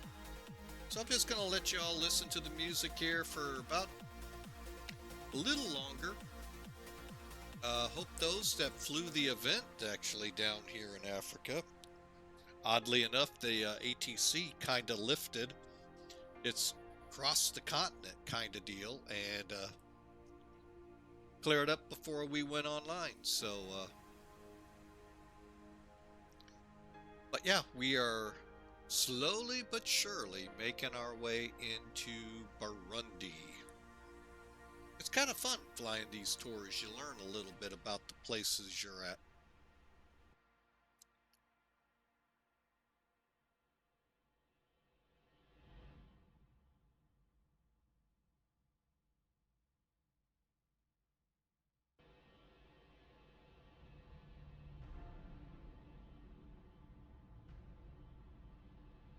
And yes, folks, your eyes are not deceiving you. It does say Pan Am on the side.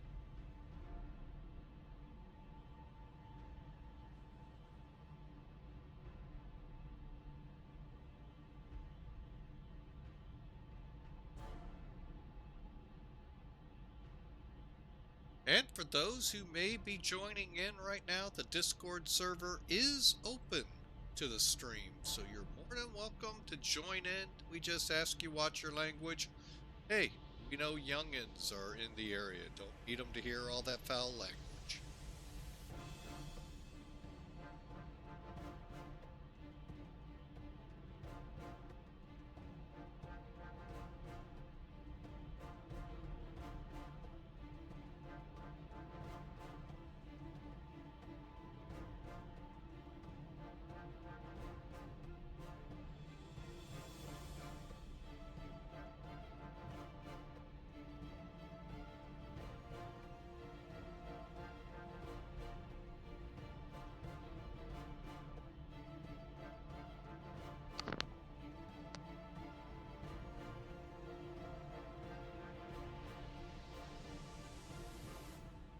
And just so you know, I have not forgotten, we'll get to the aircraft speeds here at about 50 miles or so. We'll start filling in the McDo, which will give us our speeds. So for now, enjoy.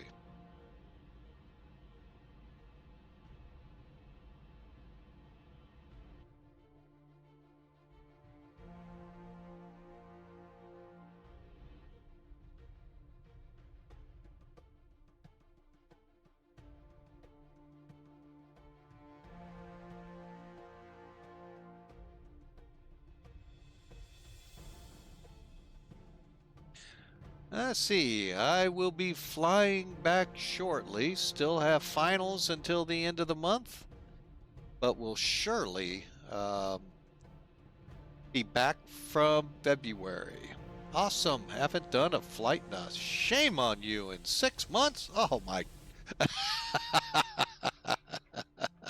Hey, Felok, thank you so much. We plan to enjoy, and you need to get in the air.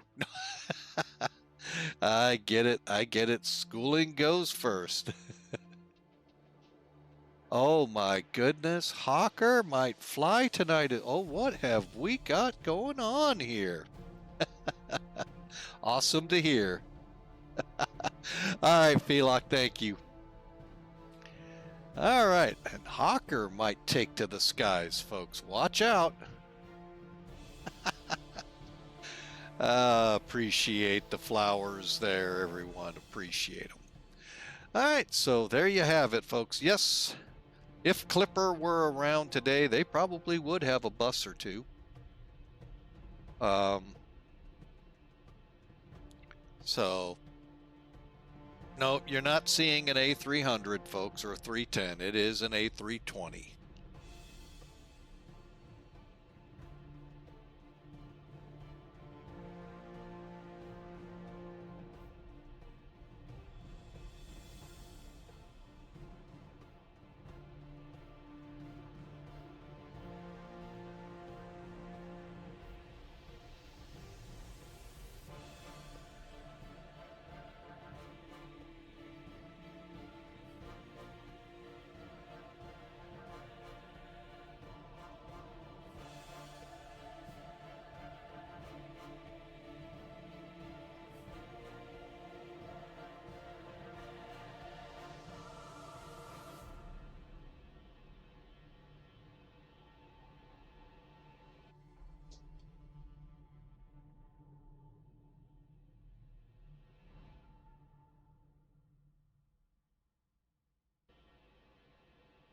All right.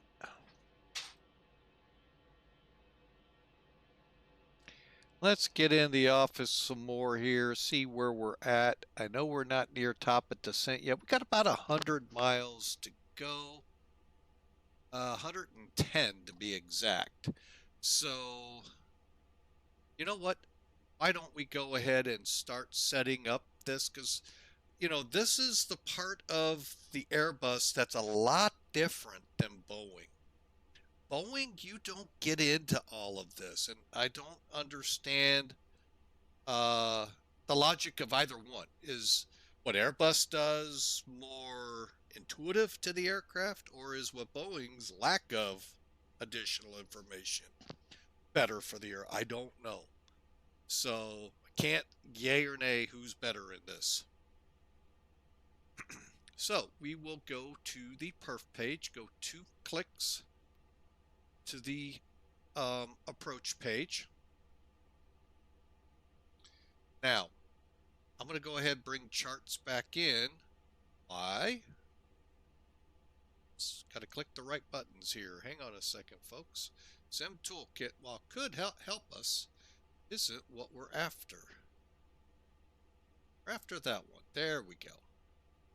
We have the weather right here. Granted, now 4 hours and 38 minutes old, but that's the best we have. That's what we do. Altimeter leads it off at 10:11.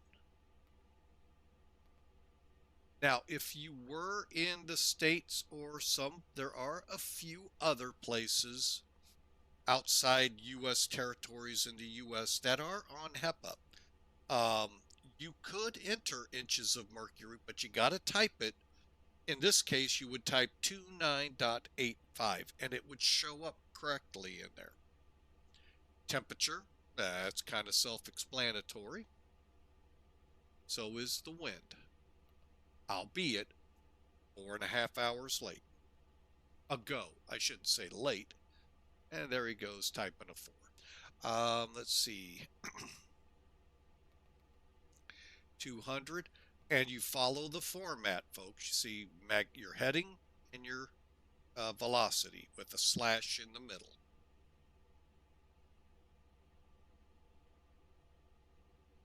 S7. All right, now they're going with the transition of 11,000. I'm okay with that. Now, the last piece of this puzzle that goes in here. Now, you got all these dynamics here helping, fine-tune the approach and landing speed.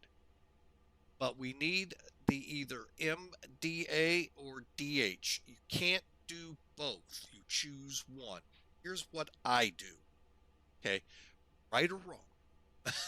Okay, right or wrong, this is what Flying with Mike does.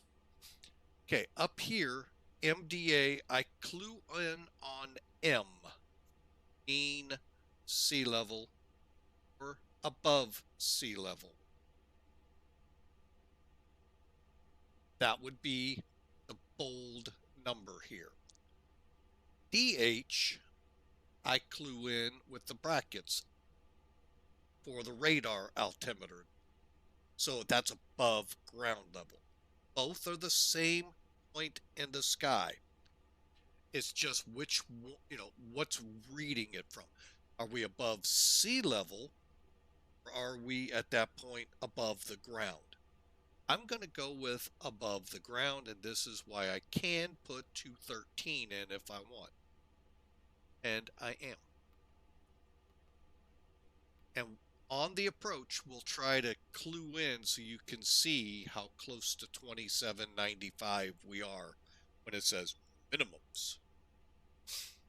All right, so recap of approach speed 128, landing speed 123, full flaps, which in this case I believe is 30 degrees. Could be wrong, but I think that's what it equates out to. Flaps 4, I believe, is 30 degrees.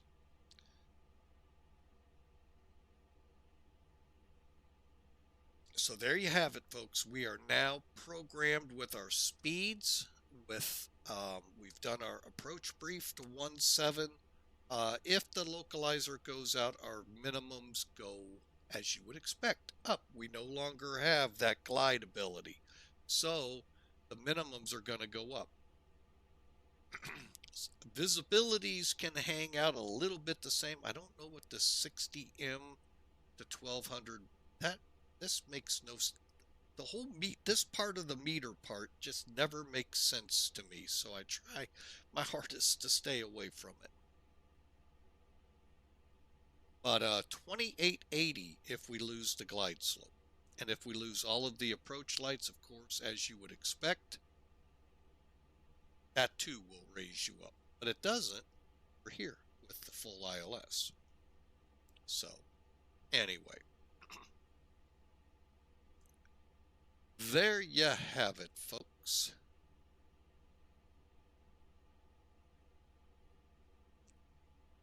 Right, I meant to do that prior. Now let me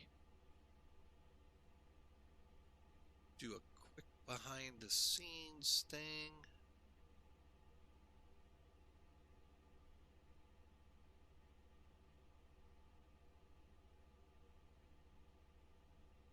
All right, and click that, and we are getting close to top of descent. How do I know? The hockey stick has showed up at about 60 miles out. Verifying, back to perf, my bad, 61 miles out. All right, and set that up. Let's see what it looks like back in the back of the plane there.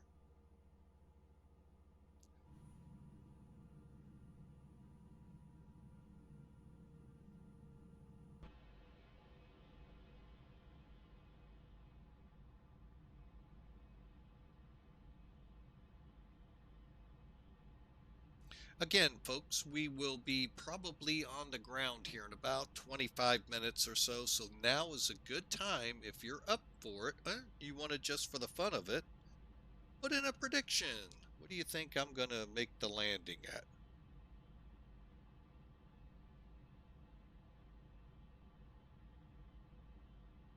And I do not do auto lands unless, you know, the weather dictates it. So I'm not one of those where I'm letting the, taking the fun out of it, if you will. Oh, and I just ran out of coffee. Bear with me a second. I'm going to go take the pot into the kitchen. Be right back, and we'll be ready for descent.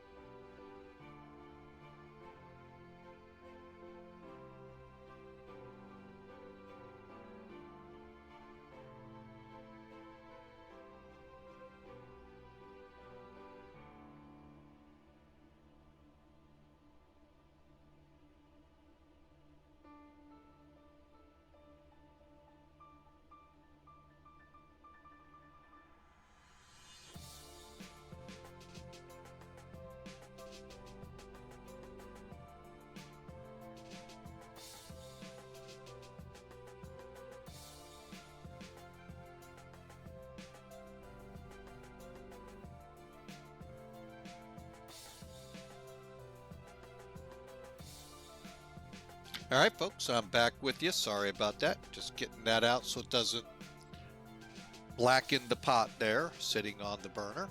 40 miles, top of descent. Let's get some checklist items started. All right, so landing elevation, we're set to auto. Let's go up top, show you that. Right here's your landing elevation showing auto. Also, you can check it right here. 2592 and 25. Okay, it's off by 10. We'll take it.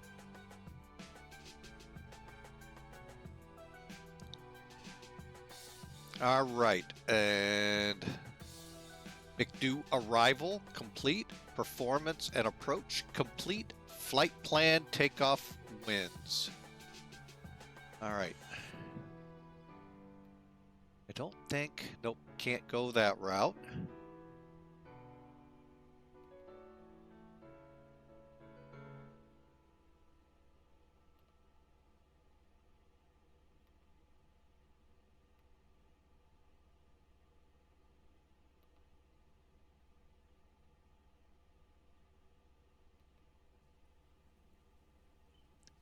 Check our destination data to make sure it didn't mess with it. Oh, it did. Cleared our wind. All right, so let's double check 200 at 7.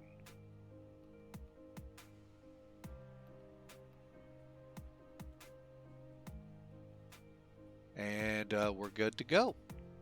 10, 11, and shouldn't have changed 28. All right.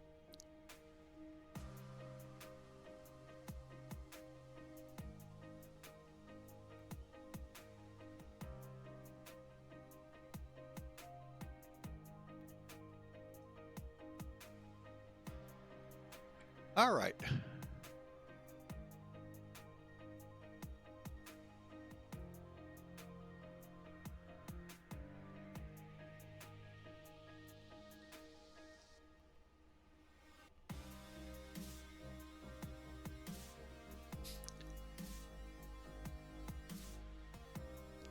Okay, let's continue on. We got our winds. It's set for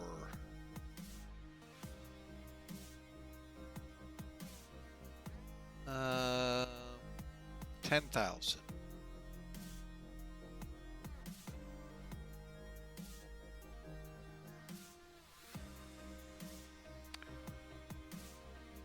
Okay, now that we're under 20 miles, technically we could initiate the descent. Let's just do something here real quick. Let's go up to Av tab. Head over to charts, A320.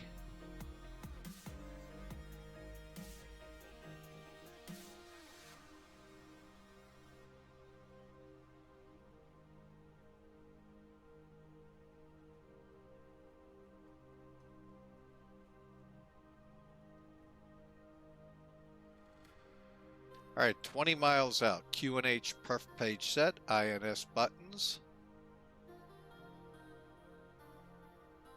Do a rad nav check here real quick. EJ 110.10175 looks good. Seatbelt sign. Come on, I'm gonna hold on that. Altitude set for the arrival, 10,000 feet, and we can set by clicking it.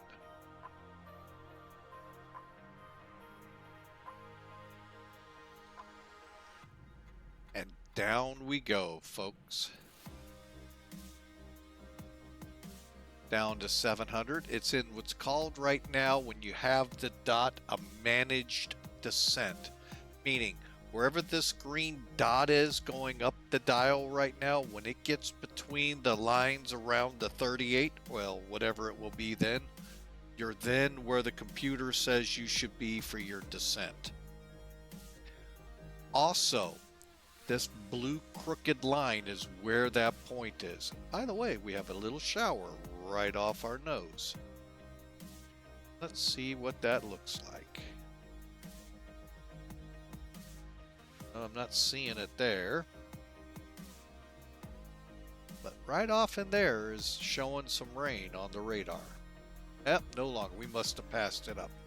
But that green dot will be back in between here when we hit this blue line and will steepen our descent. Our goal is just keep it between the lines here, speed-wise. We may have to extend speed brakes. We'll see. All right, folks, we are coming down. Controlled.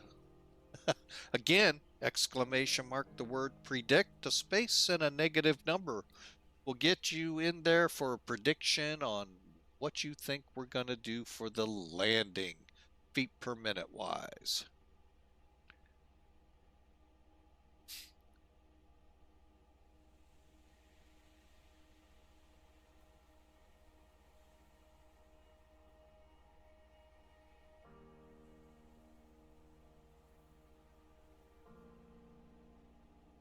This will hopefully be the last song we have running, as we get below 25,000 feet, I do plan to start moving into what they call a more sterile cockpit environment, and flight attendants will begin doing their thing, getting the cabin ready for landing.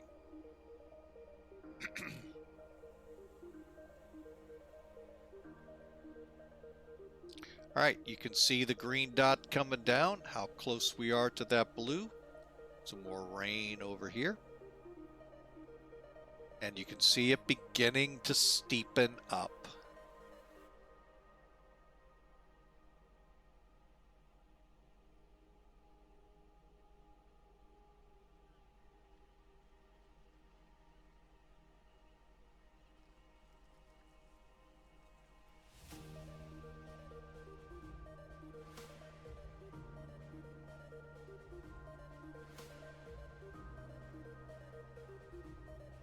Starting to get a smattering of rain off to the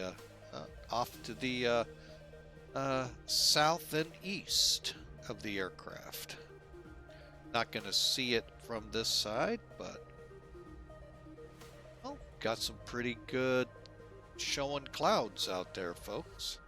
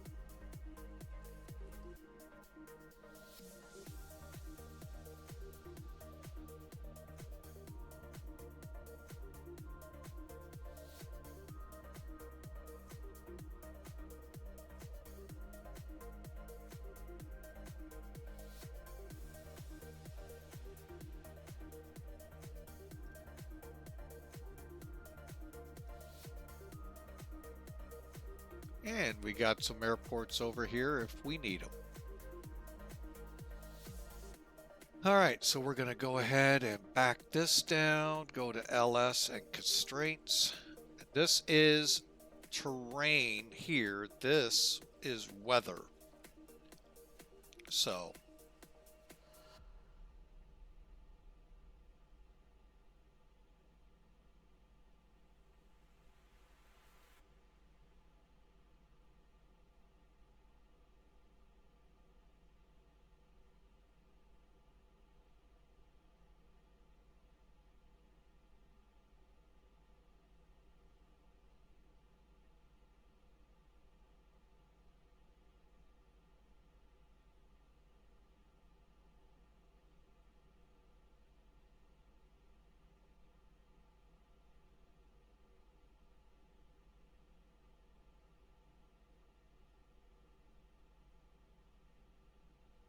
okay, we're getting into 28,000. We're actually getting ready to fly over some rain.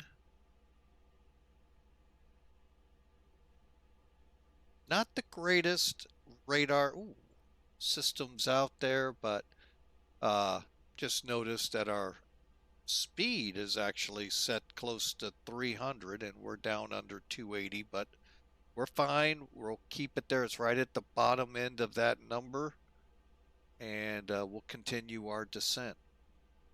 Actually, let me push it out.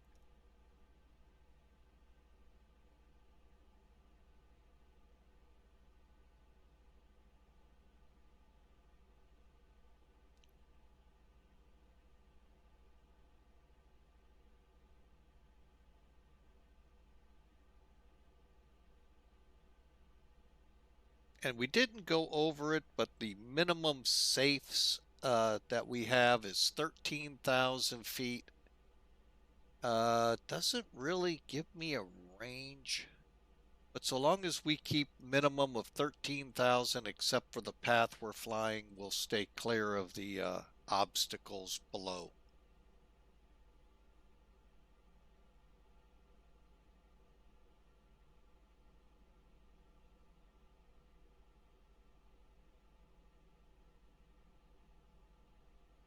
Okay, according to the chart here, 40 from Baja, we should be at 12,000, 32 at 11, 10,000, 27 miles out.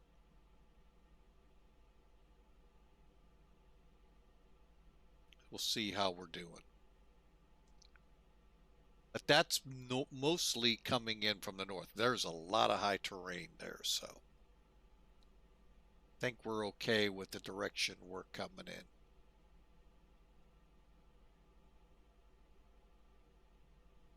All right, let's get up here. All right, to the seats.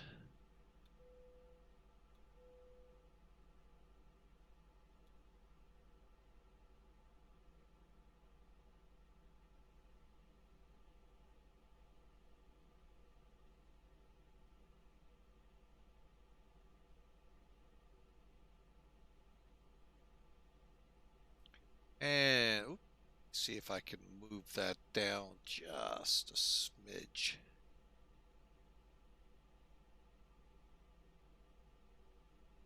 That'll work.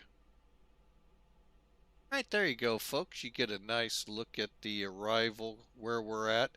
You can see my intended route was up here. We're just going to track in and pick up wherever we pick up at.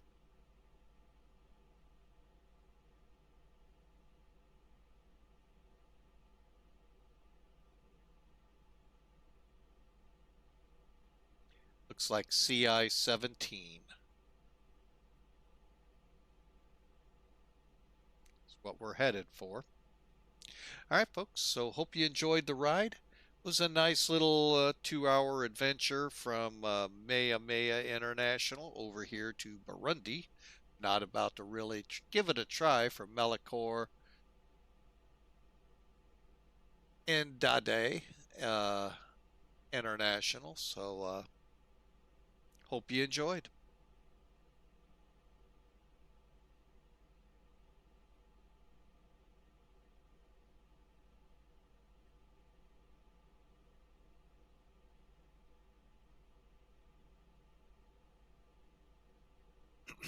All right, I'm going to start dropping my visibility here. All right, here we go.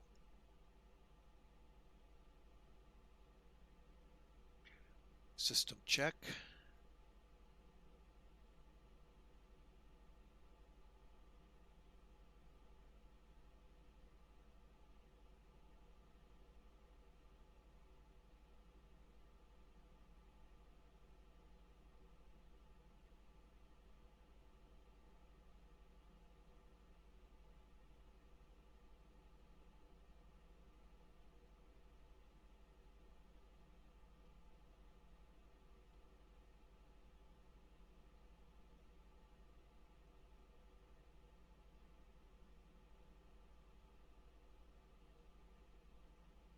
All right, we're looking good, folks, for the arrival. Continuing our checks now as we're below 17,000. So we have the constraints on, we have the LS on, and the RadNav page has been checked and is correct. So we'll begin now. One big thing about Airbuses, folks. Do not activate approach when you start your descent unless, and you should never hit that until you have control of your speed on the knob. If you're in managed, it's going to take you to that F speed. You're going to drag that all the way in. So, best way around it, once you take over speeds, then activate your approach. All it's going to do is take you to the approach page. Doesn't put the plane in any other configurations. You may get your little checklist here, but that's it. So, and you can let it do it itself once you descend slope. But when you take over speed, you can pretty much do that. But if you're going to let the bus do it, got to get down till you take over.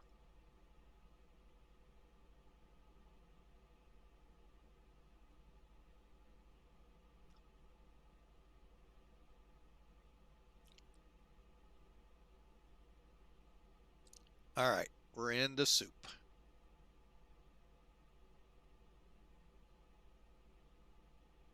And I'm not going to worry about any ice. One, we're in Africa, but two, temperatures look good.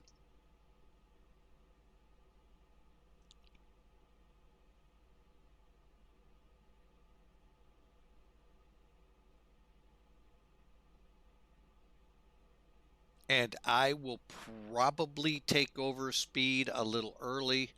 I'm still going to try to keep to this 10,000 feet at 27. We're at 33, so we should be around 11. Actually, I think we are. All right, so we should be getting a call for transition here. And how do you know? This will start flashing.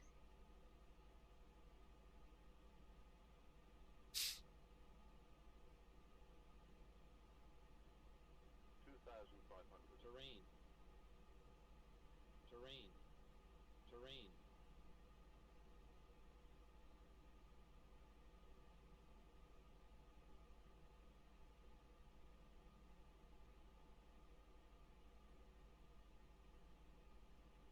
And you see, we have what's called cumula or granicumula.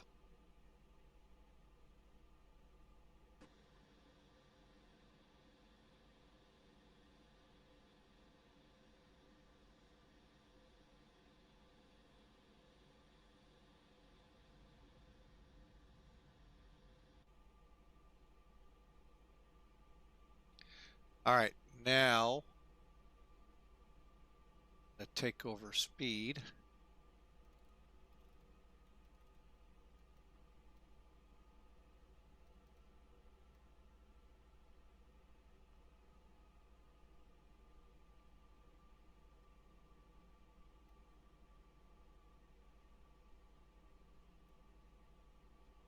Okay.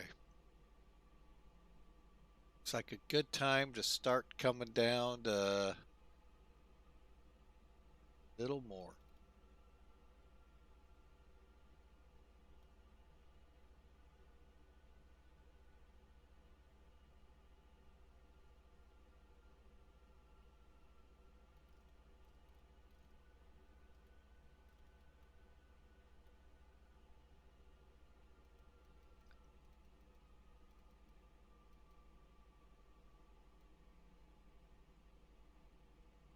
All right, and as you can see now, we're on an overlay. We're headed right for C-117.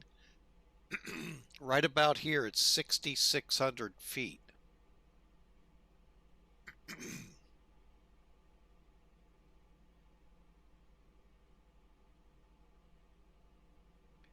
Which will actually put us on the glide slope right there at 6,000. However, it looks like we're going to need speed brakes.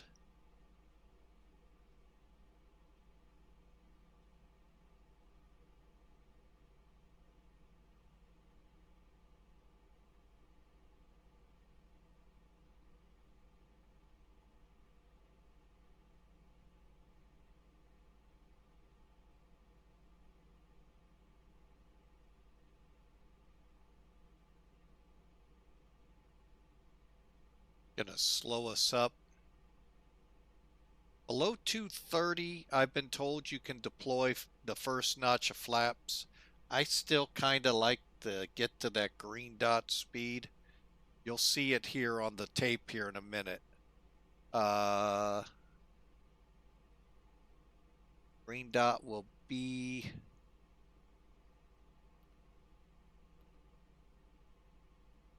196.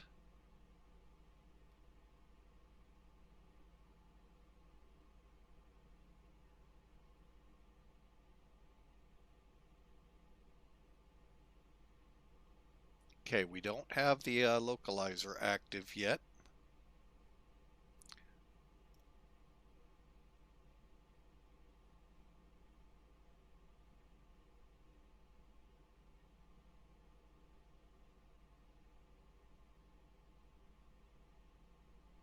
You can see all of this high terrain in this basin here, folks. Really standing out. Okay, let's go medium brakes.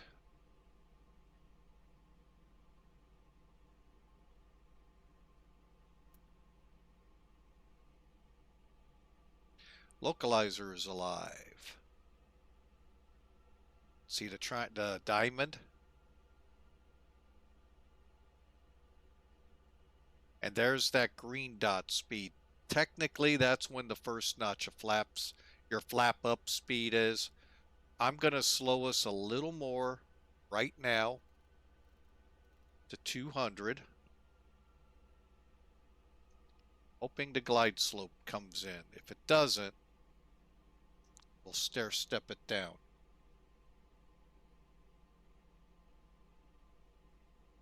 Bingo. And approach. First notch.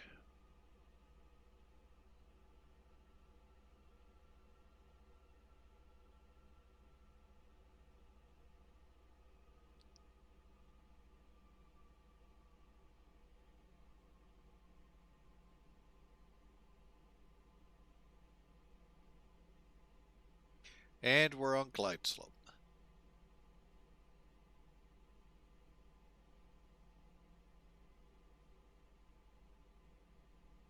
So according to this, the airport could be like right there. I'm going to go ahead and slow us up.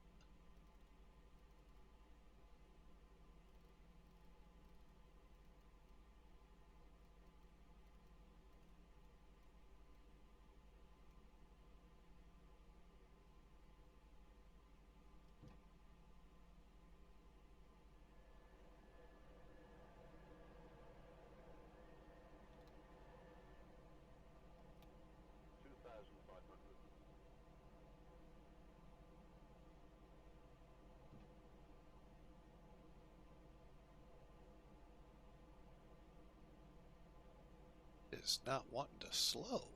May have to take over.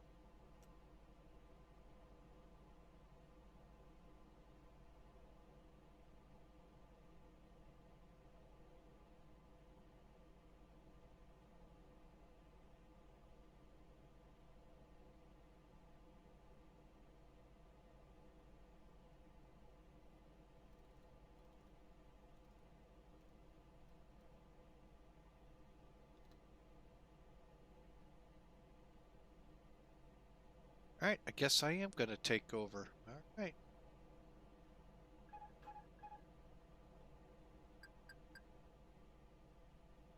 Runway's dead ahead.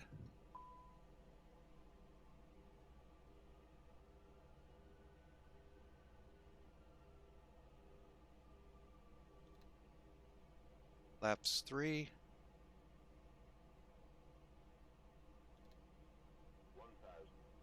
And spoilers aren't.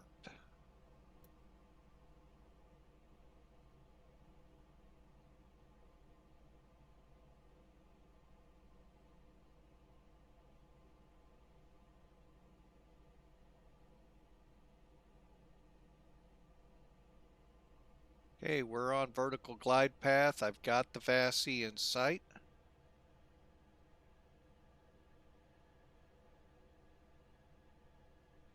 Okay. 500. Boy, she is really...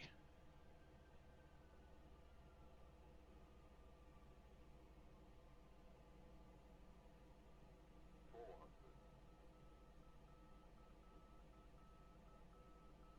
100 above. 300.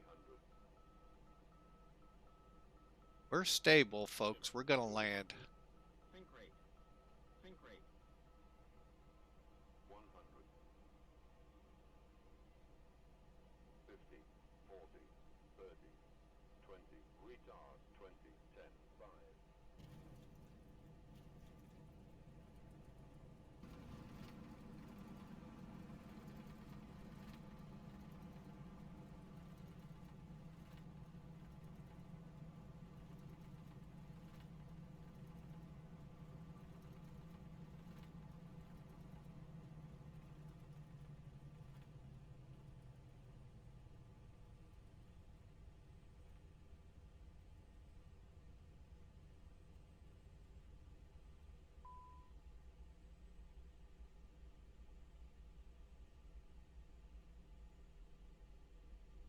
All right.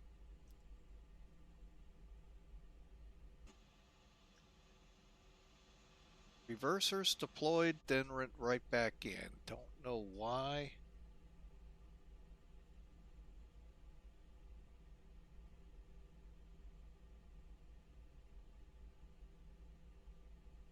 All right.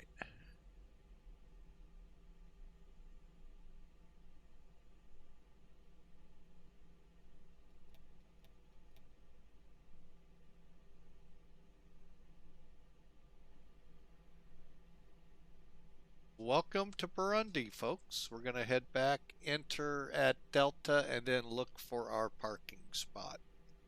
According to the chart there, we going to the north end. So if we come in at Delta, we'll head for 1 or 2.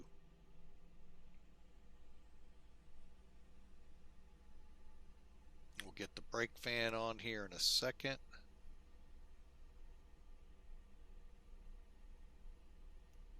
Go.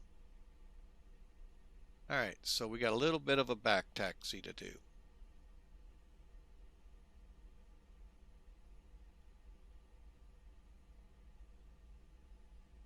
Hope you enjoyed that flight, folks. We'll look at everything here in a minute. We'll start our after landing in a moment.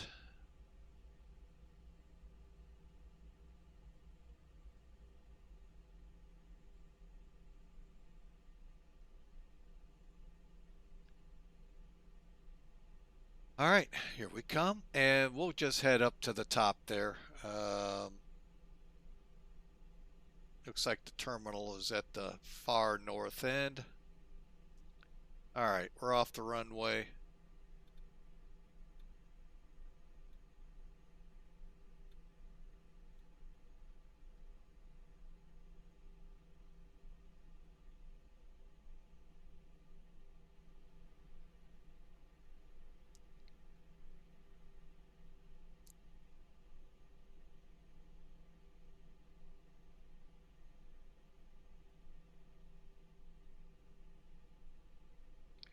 Start up that APU.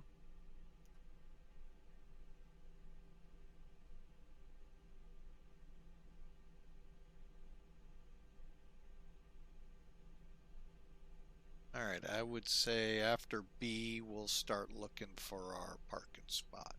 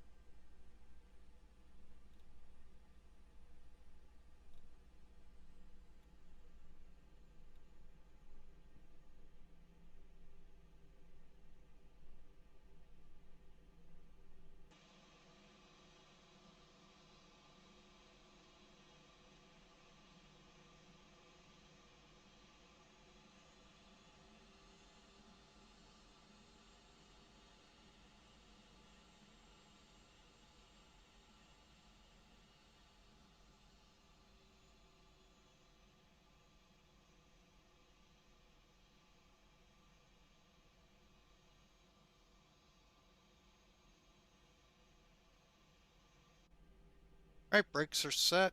I know we still got warm brakes. Actually, they're cooling off now. Okay, may warm up again. Terrain radar off.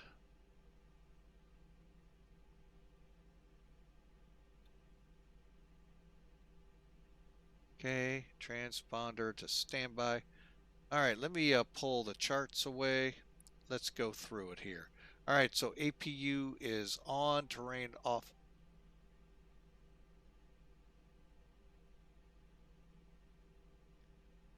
Not sure what was just ringing. Brake temps or check, fans are on, anti-ice off, bleed on. Let me see how we're doing here.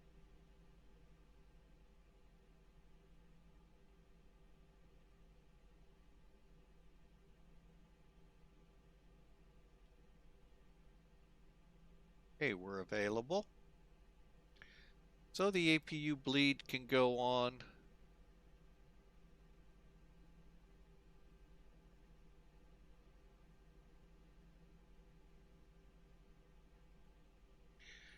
All right, I think we're ready to shut them down, folks.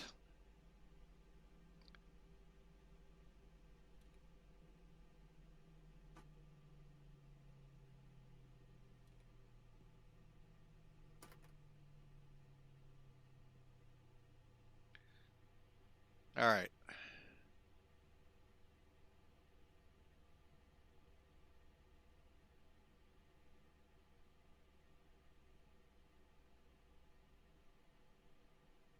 There we go. It's like, we're gonna have a problem here. All right, well, we don't have a gate, so we'll switch to stairs and call. It doesn't bring it out like Tolus.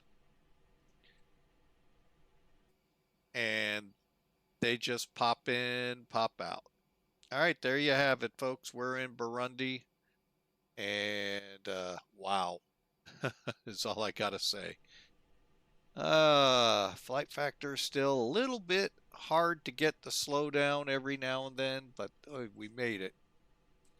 All right, lapse time can stop if I ever started it. I did. All right, and let's see what we did. 430 feet a minute. What oh man, I really hate this. Smart Cars has us in for Millennium Aviation.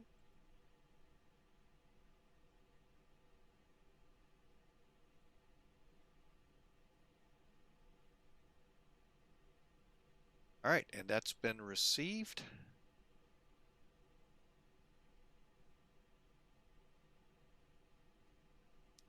All right, so let's take a look at it, shall we?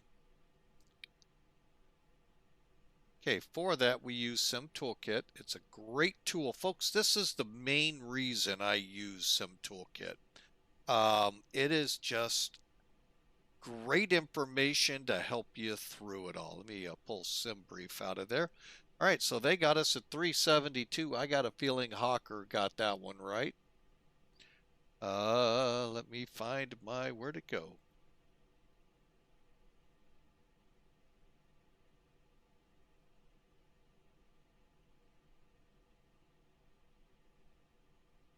Yep, you got it at 320. Good job, Hawker.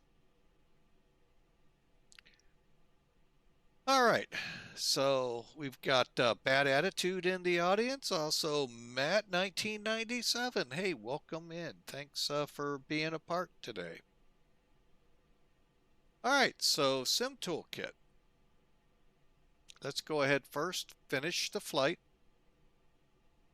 Okay, so what you want to start with here, folks, make sure you're in your logbook. Click any flight you want. You can go back, see how you did. We're going to go here to this one. Click View Details. 2 hours, 20 minutes fly time. 845 on the mileage. 4,500 kilograms of fuel. And we landed at about 2 Gs at 372 knots, 135 knots. A little fast, but we kind of knew that going in. So how'd we actually do? All right, so the blue dot, that's the um, threshold. From there, on this case, down the screen, that's where you're supposed to land. We landed just past the aiming point here, 1,290 feet down, about 16 feet off the center line. Not bad. And as you can see, the rest of our matrix, not bad at all. 372 and 2 Gs for the landing. All right. So there is the wrap up in Sim Toolkit. Give me a second here. I'm going to kind of button the plane up a little and hope for the best here. Okay, ground power's not on. Taking the chocks. Taking the stairs and taking everything out and hoping we can get a rewind here.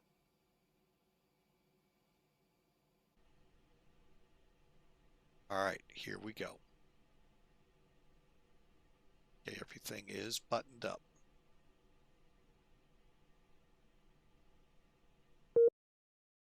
Of course, it would help if I came off VATSIM. Hey, and Suik, welcome in. Thank you, sir. Hope you enjoyed that. Here we go. Come on, work. Oh, it is. Now I just got to get in here. All right. Let's get some appropriate music and bring this one in.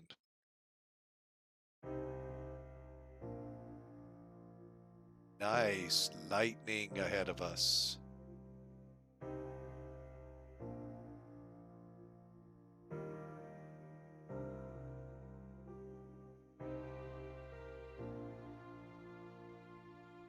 See if we can get the scenery to at least refresh.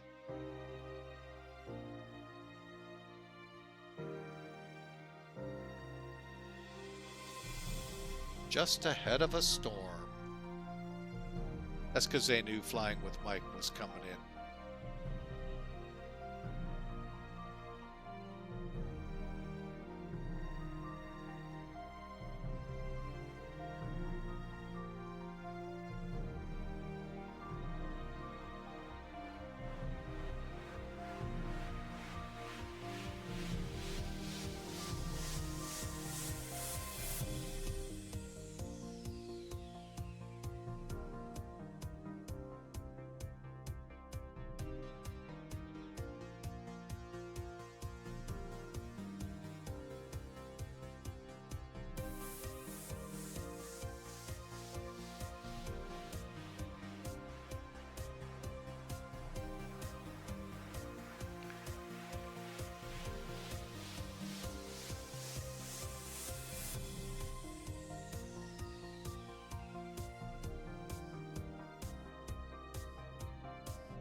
Yeah, I'd say we touched down a little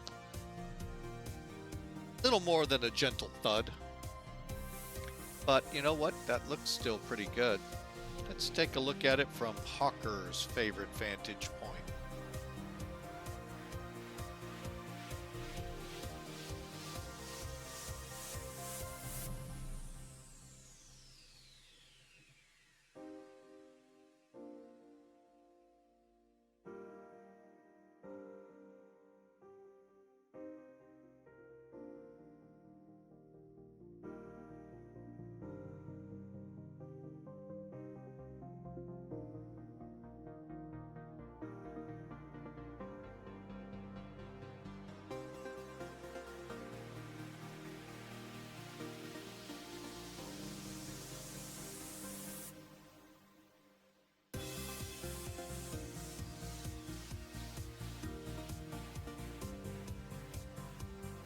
Yeah, a little rough, but actually not all that bad when you look at it from that perspective.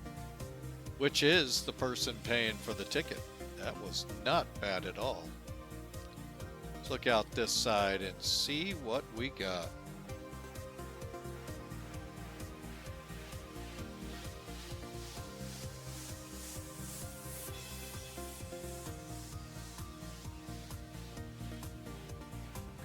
Not bad. Hope you all enjoyed that flight. That was actually a really good run. Let's see what it looks like out the nose.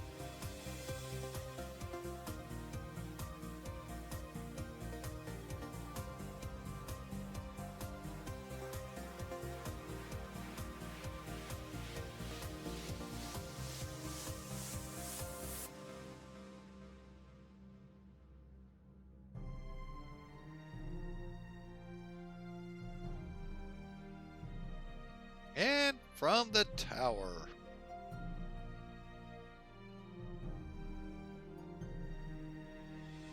As the door is open. Not bad. Actually, that really is not a bad landing.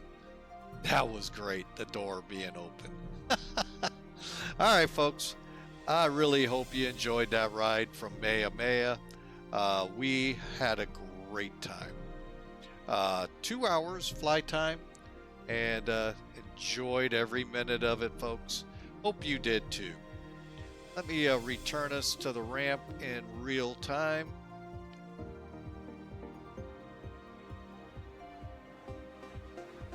And set her up. Folks, I haven't put together next week's schedule yet, so I really don't know what we have in store for you. A lot of great possibilities, so I can tell you that. So hopefully within the next couple of days, I'll have the list up here. Let me get over to supply. Boom, boom.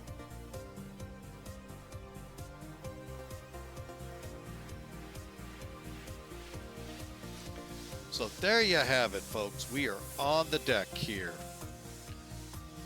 As the passengers are now going, oh my gosh, I'm so sick, going back and forth and back and forth and back and forth. But there she is, folks. The airplane you probably never thought was out there. Hopefully, we'll get that schedule for you. Look for it in Discord. Look for it here on Twitch down below in the About. Folks, again, thank you for coming around. Hawker, thanks for the resubscribe. 31 months. Thank you, sir. Appreciate you. Y'all have a great day. Enjoy the rest of your weekend. May it be blessed. We'll see you next on Monday. God bless.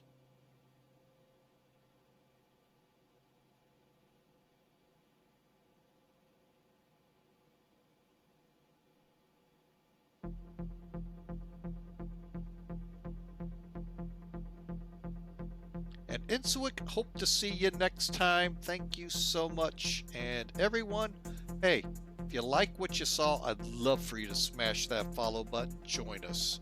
Join us next week when we take to the skies again. I know there's an MD-11 flight I've been trying to get off the ground.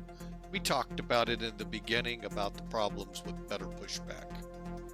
But look for it here on Twitch, down in the About. I'll have that updated here shortly with what hopes to be a pretty decent flight schedule this week. So enjoy. We'll see you then. God bless.